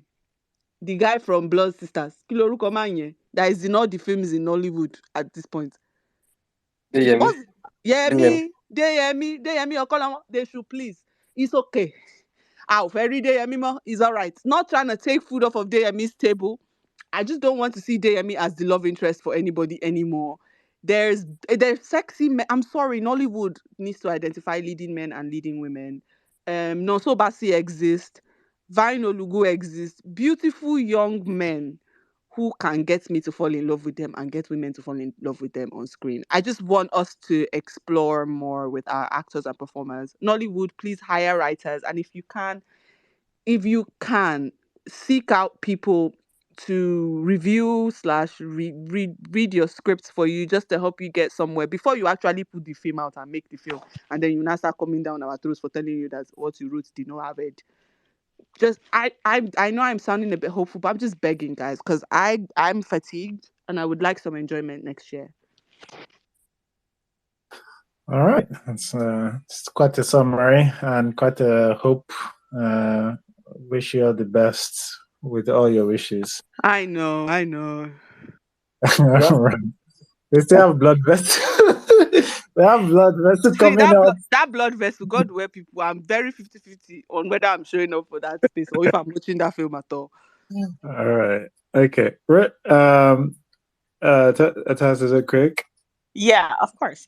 I wanted to say that if we're taking food from people's mouths, I hope we will consider Aduni Ade because I don't know why she keeps showing up randomly in things. Because Adinu Ade has money to make her own films. Well, Una no go tell Aduni Ade make she no star inside her own film. That's why Melissa I'm was still right. confused by why she just pops up randomly in things. No real Aduni Ade has parts, money to make her just own film, so randomly you will being an continue to auntie in see the her. background, like for no reason, and she'll just show up in scenes. Anyways, Oh wow. Okay. Yeah, I think I was right. Okay. Right to me, please go and give us your hopes for 2024. My hopes for 2024. Can you Hopes guys and hear me? expectations. Yeah. Yeah. Uh well, I expect Nollywood they are probably going to go bigger. They are going to go for a bigger scale. I think from this year there has been increase like in terms of the production quality.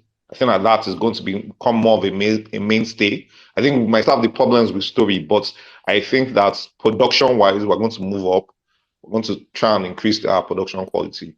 There are some certain projects I'm probably going to look forward to just out of hope. But let me just say that the three big boys, I'm looking forward to Aniko Lakbo, the series from Kunle Afolayan. From Mo, I think there's Oloture Part 2. Then hopefully, if fingers crossed, we might get another one from Kemi Adetiba to kill a monkey. I'm looking forward to that. Hopefully that one will come out. The apart from things that have not yet come out, that are still coming out this year, Blood Vessel and War, and the Amazon original, I think Breath of Life. Those three, I'm looking forward to seeing what those have to offer this year, whether good or bad. For this thing, for the particular.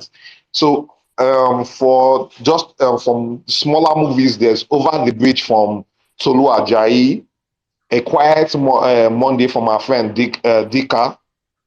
There's Kadi Kasum's film. I'm going to murder this. My English Igbo is not anything like Afem Mefuna, the one boy story from Kadi Kasum. I think I hope that will come to streaming. And I Do Not Come to You by Chance, produced by Genevieve, directed by Ishaya Bako. I think that those are what I'm looking forward for 2024. If I've forgotten anything, hopefully I'll other things. Omo Dada, sorry, Omo Daddy. I think that's in cinema. I hope it gets to streaming next year. Those are the ones I'm probably looking forward to for next year. Yeah. All right. Thanks, Rotimi. Elizabeth, hope expectations for 2024 and a summary of, I guess, how 2023 went for you. Okay, summary of 2023 for me is I hope 2023 does not happen in 2024. I didn't really enjoy this year. This year had a bunch of wins for Nollywood. That's Black Book with the commercial acclaim on Netflix. Mami Wata, I didn't get to see that. Fuck you, Silverbird, very much. Then All the Colors Between is doing well in the festival space. Excited for that. But now when you remove all of that, on the entertainment side, YouTube came through for me. Even there's a lot of nonsense there, but I have absolutely no expectations. So that's really great on the YouTube side. But for the rest, on the streamers, I didn't go to the cinemas this year. I wanted to go for Mami Water, but it didn't work out. So thank you for keeping my money in my pocket. But let's not let 2023 happen next year. That's it. Now my expectation for next year is let's not let 2023 happen because I have absolutely no expectation. I'm not looking forward to any film. I'm tired. I'm burnt out from terrible stories. So the only thing that can happen is if the stories start getting better, maybe then I will be very disappointed. I mean, I would eat my words, but if not, I'm like, yeah, I predicted that nonsense, but whatever.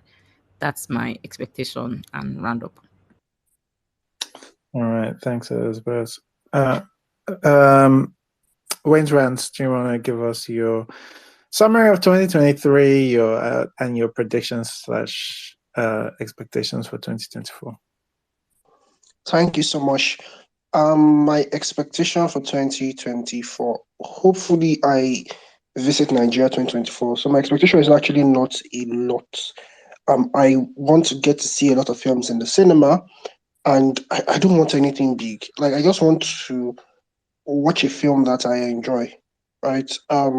I think all of us know that there's like a big difference between watching a film in the cinema and in your laptop or on your laptop, right? So I just want to go to the cinema, like watch a film with surround sound, and like be transported into that world. Like I don't even have big, even if the world is like this is not the best, like just transport me, let me feel transported.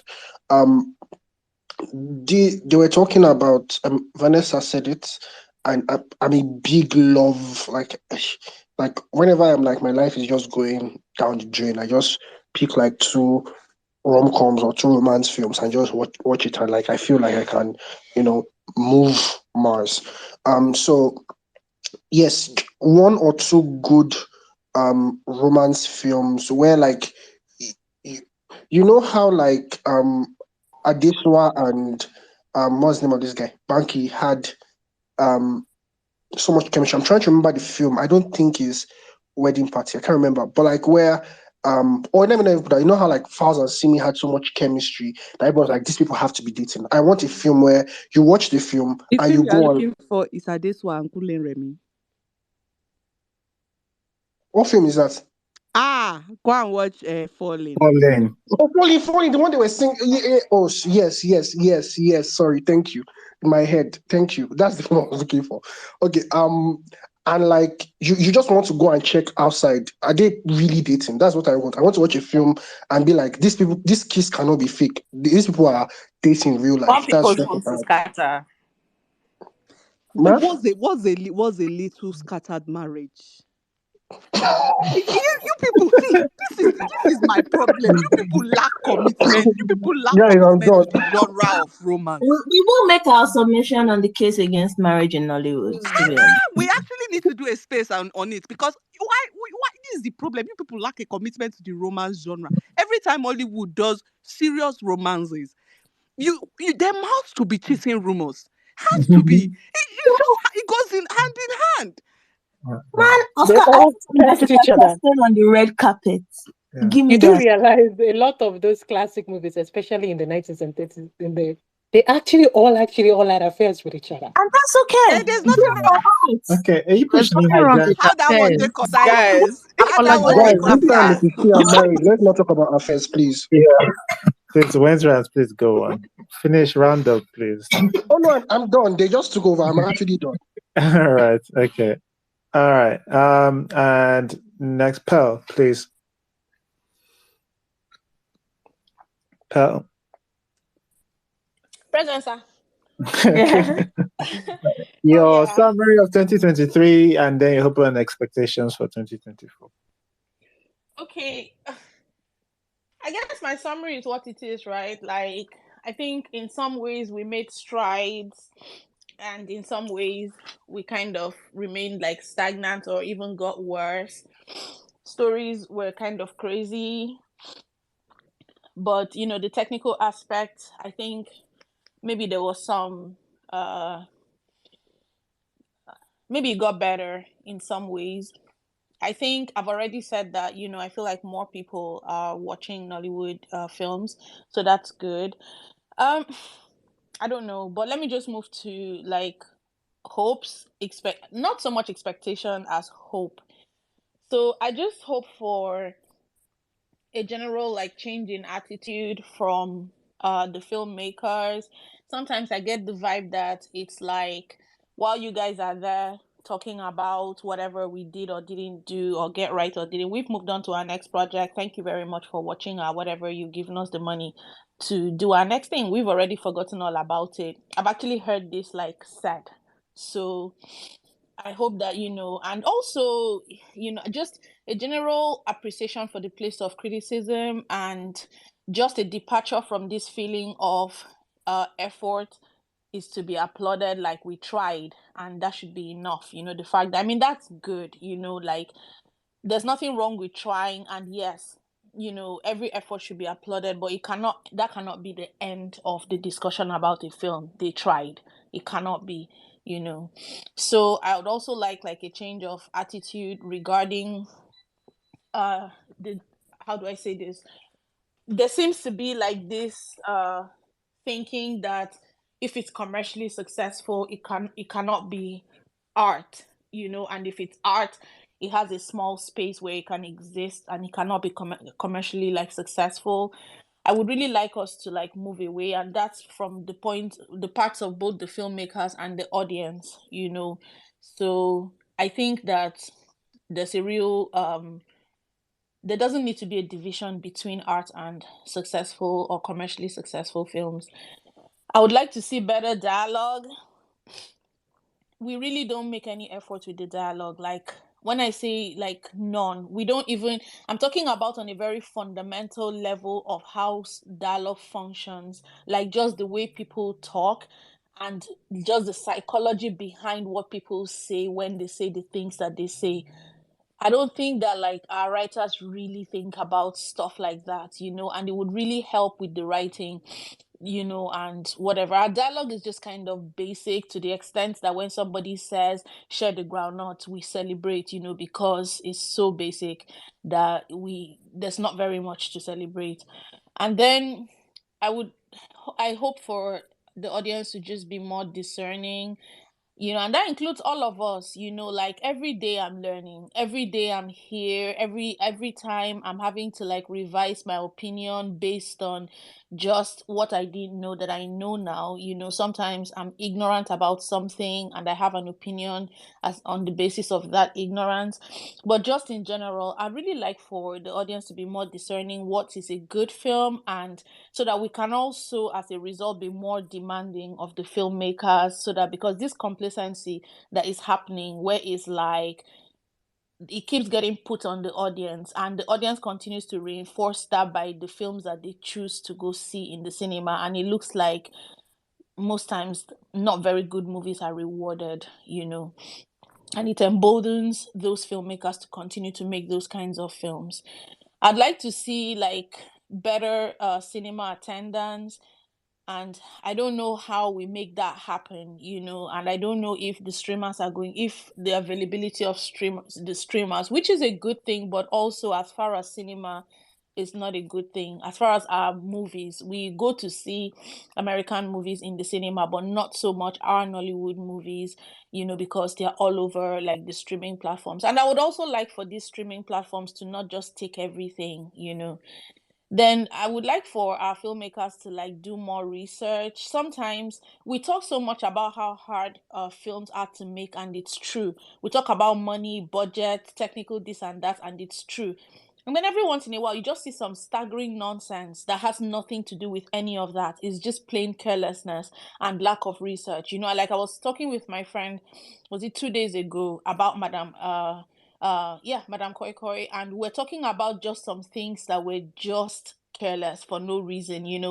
She was like, she's Catholic, there's no Mother Superior running schools, that post belongs in the convent.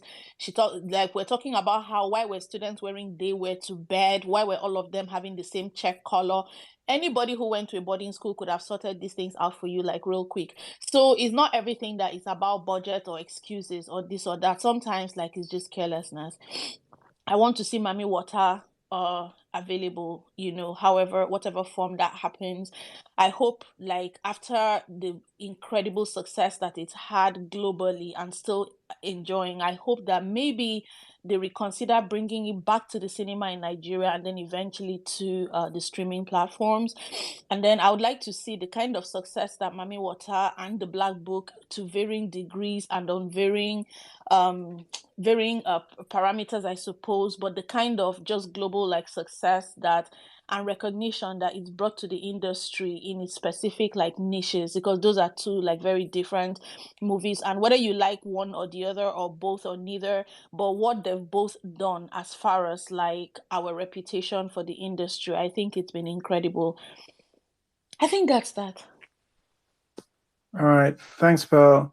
This is the second time I've heard someone hope for Mami Wata to return to Nigeria, and I'm in two minds with this because I think the best version of Mami Wata I think is cinema. I think there's no doubt about that for me. The other thing is that I think on the other hand, I also think Nigeria should just hold its L. Like, hey, you had the chance, it came, and you treated it like that. It has gone. Move on. Learn from your next mistake. It's not. It's always not going to be the audience for the most part. It's always going to be them. That's the cinema is dying. Cinema is dying. People have been saying this for a long time, Yes, and and then we they've get something that been is doing. actually cinematic and they don't show Cinema it is in dying, cinema. and they're playing around. Ngwanu, all right, let's We go. will watch on Modaji. We will play on Modaji. Anyway, all right. I'm gonna go with Timmy with that. I think I've lost my place. Timmy, go on. Okay, so for 2023 from me, while like sure the films on streaming might not have been the best, but at least we had a film that won an award at Sundance. I promise you, if anybody had told me that, oh, a Nigerian film will win an award or a Nigerian film will even show at Sundance, I would not have believed you. But the fact that a Nigerian made a Nigerian film, or was it a West African film, and it went to Sundance and it won an award, I believe there is hope. And because of this, I feel like there is just probably one thing that most of the directors on streaming should learn, which is the fact that, at least from what I could tell or what I could see, CJ Obasi's films usually have um I don't know how to say this, but they have a very similar look and feel. He has a voice which he puts into his film. Sure, I mean totally sure. Even if you know story is important though, story is key, fine. But even if your story isn't strong, at least we should be able to get a sense into who is handling the film by watching the film. I don't know if I'm making sense. It's kind of like how if you watch a Wes Anderson film, you know you're watching a Wes Anderson film. If you're watching a CJ Obasi film, you know you're watching a CJ Obasi film because they are able to put their voice into their film or their own artistic expression into their film. I feel like the whole problem that we are facing with Nollywood is the fact that we have consumed a lot of Western media, and it's almost like we have forgotten what it's like to be Nigerian. And there are times when I talk to some people from other African countries, and they tell me about how, oh, they used to watch Nollywood films when they were young, this, that. And I would be surprised because I didn't even think that there were people outside Nigeria that watched Nigerian films. And I just thought about it and I was like, maybe the reason those films were so successful back then is because they actually felt very, very Nigerian. The whole Patience, Ozokwo, evil stepmother type of thing, it felt very Nigerian. The way they were acting, it felt very Nigerian. But now we have films where the actors self, even I'm not sure. I mean, English is nobody's all I say native language. But now we have films where our actors are just speaking English, but they can't even express themselves well in the English because it just doesn't feel Nigerian. What they are saying doesn't feel Nigerian. Nothing about the whole whatever that is happening in the film feels Nigerian. So for me, coming into 2024, I would really love it if Nigerian filmmakers could make films that are Nigerian. I want to watch a Nigerian film about the Malam that is selling biscuits. I want to watch a Nigerian film about a downfall driver. I want to watch a film about Alajis and Alajas that go to Asalatu every Sunday. I want to watch a Nigerian film about a Nigerian Christian family. Something that I can relate to, something that I can point out throughout the whole film and say that, yes, I can identify this as something Nigerian. This is something that I can relate to. This is something that speaks to me. Not Nigerian John Wick. No, give us Nigerian stories. And another thing is, I feel like a lot of people, sure, ambition is good. Ambition is very good. I support ambition, but let us calm down. As in, that thing that people say about Nigeria being a third world country with first world aspirations, that is very, very true. Let us be calming down. Not all our films don't have to be the same. All our films don't have to have these big explosions, blah blah blah. Make make children films. Make, I don't know, just make different types of films based on the different types of people who are living in Nigeria. Make something that people can relate to, and yeah, I think, yeah, that's pretty much everything. All right. Thanks. Thanks to me. Yeah. All right. I think I see you skip me. Hello, yeah, next. It's you. Mm-hmm. If I didn't speak, I want be next. Somebody, oh my God. I was fighting for my space, but I've forgotten what I want to say. Okay.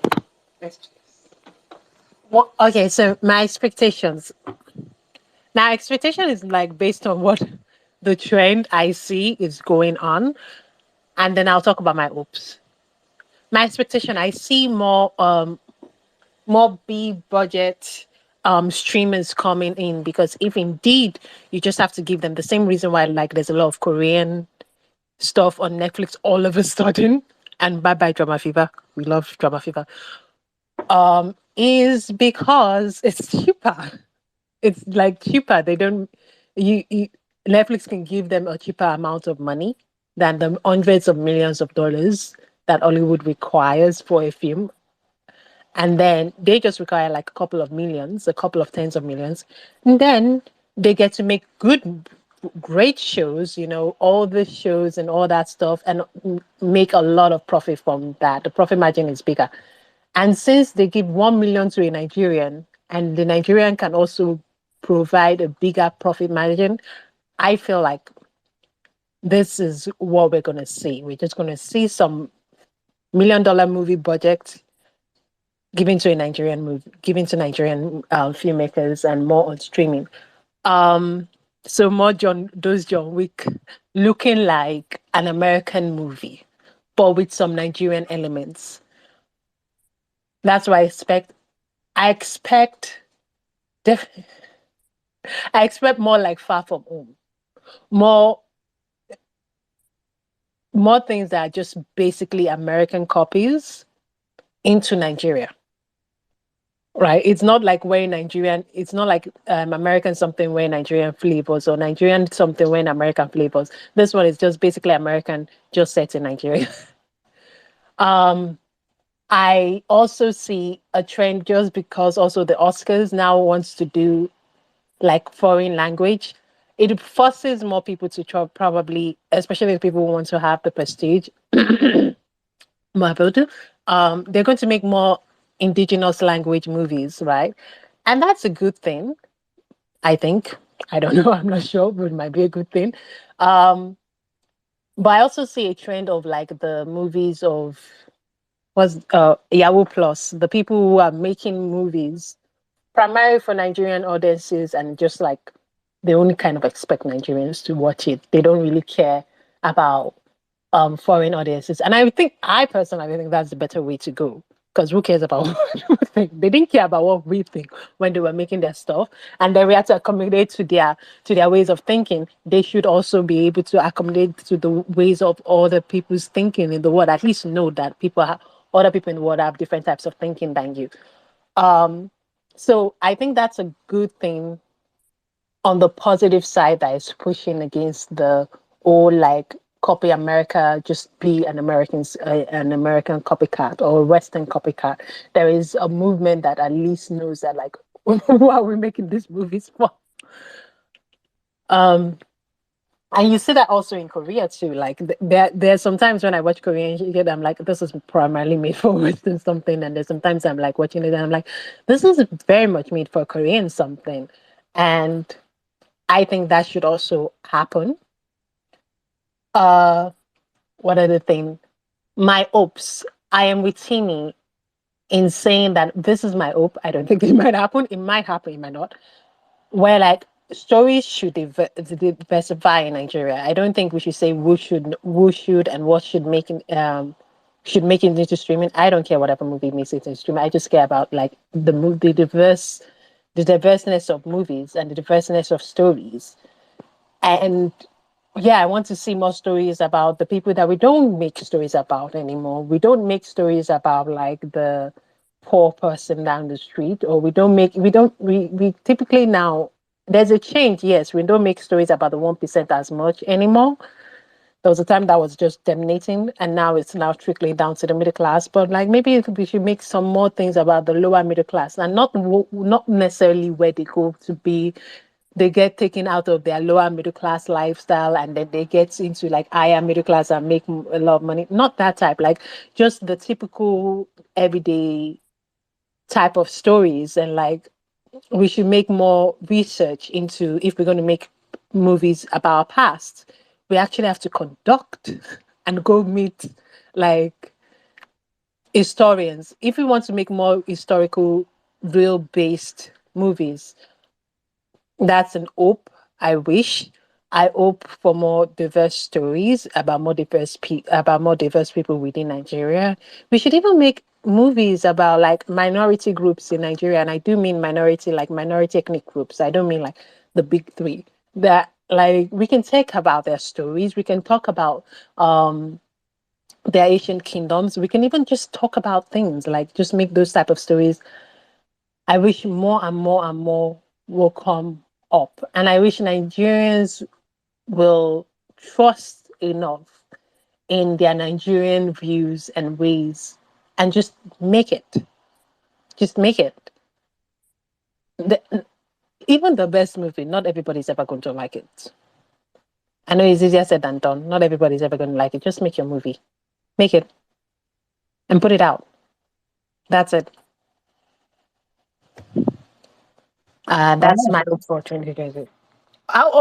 What is the O? All right. Hmm? What? Are you surprised I am brief? Oh, oh God! Of course, I encountered that was brief. All right, okay. Uchenna, do you want to? You think you are Do brief? you want Okay, I'll forgive this one. I'll keep it. Sorry, Uchenna, Oyinka, but he ate you up there, and we just can't help you. I know. I know. I accept when I'm being defeated. But don't worry. I lost the battle. The war is not ending. all right. Uchenna, please can you give us your summary of 2023 and your hopes and expectations for 2024? Okay, before I get into my summary, I just want to build on something that Timmy mentioned because it was something I was going to talk about too, and that is just about wanting to see films that have more of a voice to them, because I think that's one of the main things that Nollywood is lacking. People talk about the stories are bad. I don't think the stories are bad. Yes, there are issues with scripts here and there, but all in all, I think the stories are fine. I think the main problem is the storytelling. Like there's not a real point of view. Um, we talk about how Nollywood filmmakers are imitating Hollywood or whatnot. I don't think the problem is imitating Hollywood. I think the problem is that I feel the models that they imitate in Hollywood are bad models.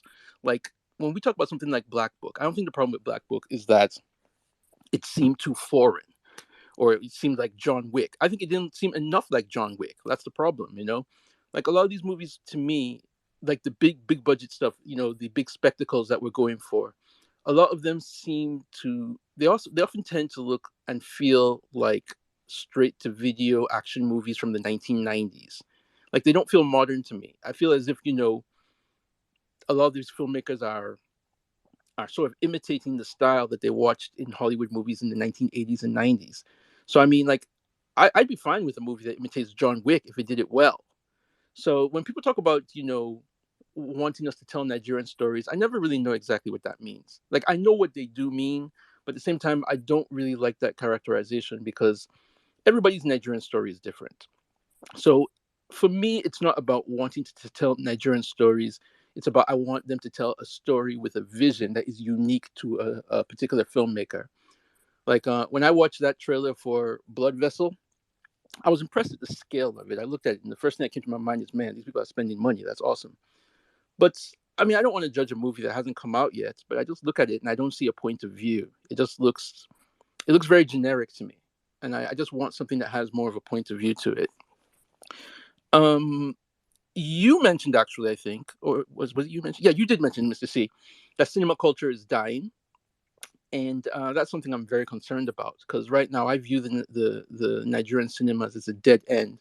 You know, if you look at that Nollywood box office Twitter account, you know, the numbers that they show every week, it's really depressing.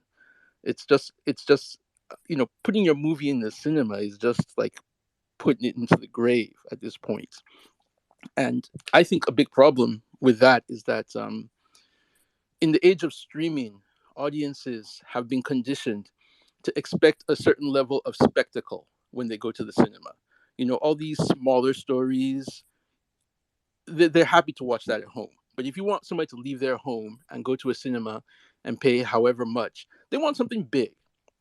And there's just not the motivation for the people who make big movies like Black Book or Madame Koi Koi or whatever to put in the cinema, because you just can't make any money from that. So then we're at the mercy of the streamers. And one of my concerns has always been the fact that the streamers, Netflix in particular, pays Nollywood filmmakers much less than they pay people in Korea or other countries. And when we had that when we had that space with the producer of Madame Koi Koi, he said that it's based on numbers. That, you know, and I didn't buy it at the time, but I went and looked it up, and I saw that, you know,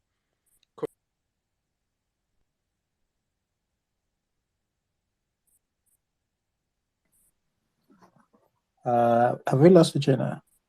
Is it just me? Yeah, I can't hear him either. I can't hear him. We lost him to Korea. Yeah. You can kind of understand why Netflix just doesn't see Nigeria as we lost We you for a lost bit. you after you said you went to go look content. up Hate that word. numbers. Doesn't appeal only to people in Nigeria. We have people across Africa. I think Africa has 2.6 million Netflix subscribers, not to mention those living across the diaspora.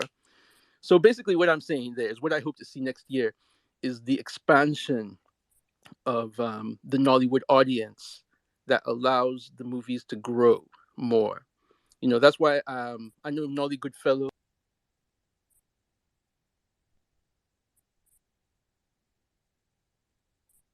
Oh, that's it. He gone. Oh, is he back? Jesus. This is IU Nollywood must change in disguise. All right. Atas, what's your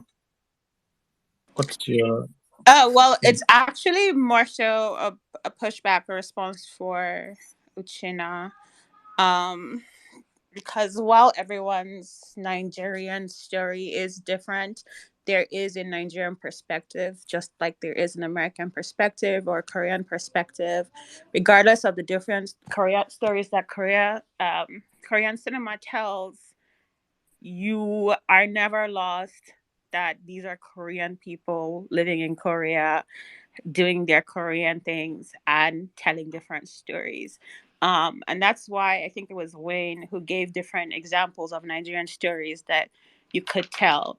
Conductors, Christian families, whatever it is, there is a Nigerian way, there is a Nigerian perspective and a way to tell stories. And while all filmmakers should have a perspective that is their own, it just doesn't make much sense to set a story in Lagos and there's no Lagos in it. And that said, movie theater culture in Nigeria is hard to defend when you say it's dying, when the movies on average are bad. Personally, I would rather watch a Nigerian movie on Netflix because it's a Netflix subscription that I already own than go see a movie with a 60% or higher chance of being bad because we're focusing on spectacle. And I don't think it's fair to put that on the audience. Yeah. All right. Okay. Thanks. I definitely lean closer towards what has. Mrs. C, do you want to give us your 2023 summary and hope and expectations for 2024? Yeah, 2023 we suffered from a lot of bad writing. I won't say bad writing, bad story, poor storytelling. So I'm really hoping we focus on story more than the theatrics. But then again, if you're going to give me a relatively basic story and you're going to put things in cinema which I'll probably not watch but other people should watch, that can watch, give them something to see on the big screen. Also, I'm really hoping they drop I think Kemi Adetiba is like one of the biggest like Nollywood influencers, because she influenced them with Wedding Party to do all these big blingy, family thingies, influenced them with King of Boys to do the gritty crime dramas, and then influenced them with King of Boys 2 to not cut things but turn your film into a series. And I need them to stop that. 2024 and going forward, don't turn your movie into a series because you're unable to cut. We can see that it wasn't created to be a series. We can see it, and it ruins the experience for everyone. Cut. You have so much there that needs to be cut. Just cut it. That's all I'm asking for 2024. Give me some story and cut it. Thank you. God bless. Okay. And for me, well, there's a what kept me up. There's a what kept me article for actually, I think it's going to be a series. That's the hope anyway. We're going to be having a monthly what kept me up article on some of the space, some or a number, or maybe just one of the spaces that we do. Please do read it. Have a look, see if you get a mention or something of the sort. Really excited for that. I do have plans for Film Club in 2024. That's for Film Club for Nollywood. In 2023, it's been yeah, this one was a slug to get through. I think The Trade is the only film that I saw this year that I was. It's even difficult to say, like, because like I still had the accents and that overprocessed. It was overprocessed in the editing room. We could tell because like a bunch of people had halos around them, and then the sound, like Timmy mentioned, only coming out from one side. But generally, not a good year for Nollywood, I don't think. So if we feel like this, and the cinema numbers are showing sort of like falling, and the Nollywood filmmakers, the big Nollywood filmmakers, are moving to streamers. It was so obvious a couple of years ago, last year especially, that this was going to be the case. So I'm not surprised that it has happened. But I guess I'm trying to say for 2024 that some people will take back the cinemas. But if you do care about Nigerian cinema culture, you do have to be intentional about it now. If not, it is gone. Here's your warning. Here's your warning. If it's not already too late, to be honest.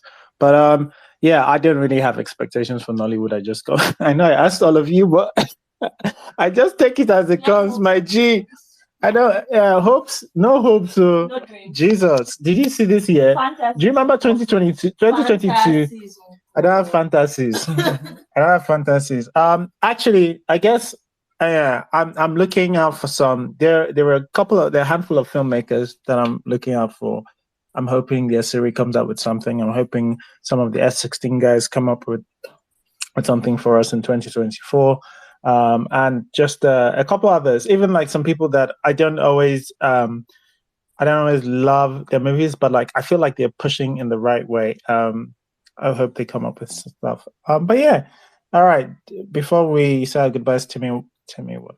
What is it? Just sorry, I wanted to ask where I could see the Conley Remy and Adesua film. Falling is on YouTube. Legally on YouTube, by the way. There's because we discussed it on the space. I can't remember. I think it was last year or maybe 2 years ago. We discussed it on the space. But if you type in Falling, someone can probably get you the link. But it's on YouTube legally. Okay, thank you. You're welcome. All right. But that's it for the year. I mean, like, not that's for the year review. We still have 2 more spaces to go. I wish us all the best. They are not looking, they're not, it's not going to be a Lord Tanner event. So my hobby is putting it down. So next week we are going to be discussing Blood Vessel. So I expect all of you to be in your Sunday's best behavior, right? Vanessa will go last this time. Don't worry, Inko. Vanessa will go last, because if she Excuse me. It's not about going last or going first. It's about remembering my place in the queue. Be fair. I've already forgotten you next week, to be honest. But next week we will be discussing Blood Vessel. Thanks so much, everybody, for coming, and we'll do all the goodbyes on the last space. But thank you guys so much for this year. You guys have always been awesome, especially a lot of the wicked ones. Much love, and I appreciate you guys. A lot of people have been messaging me about Nollywood Film Club.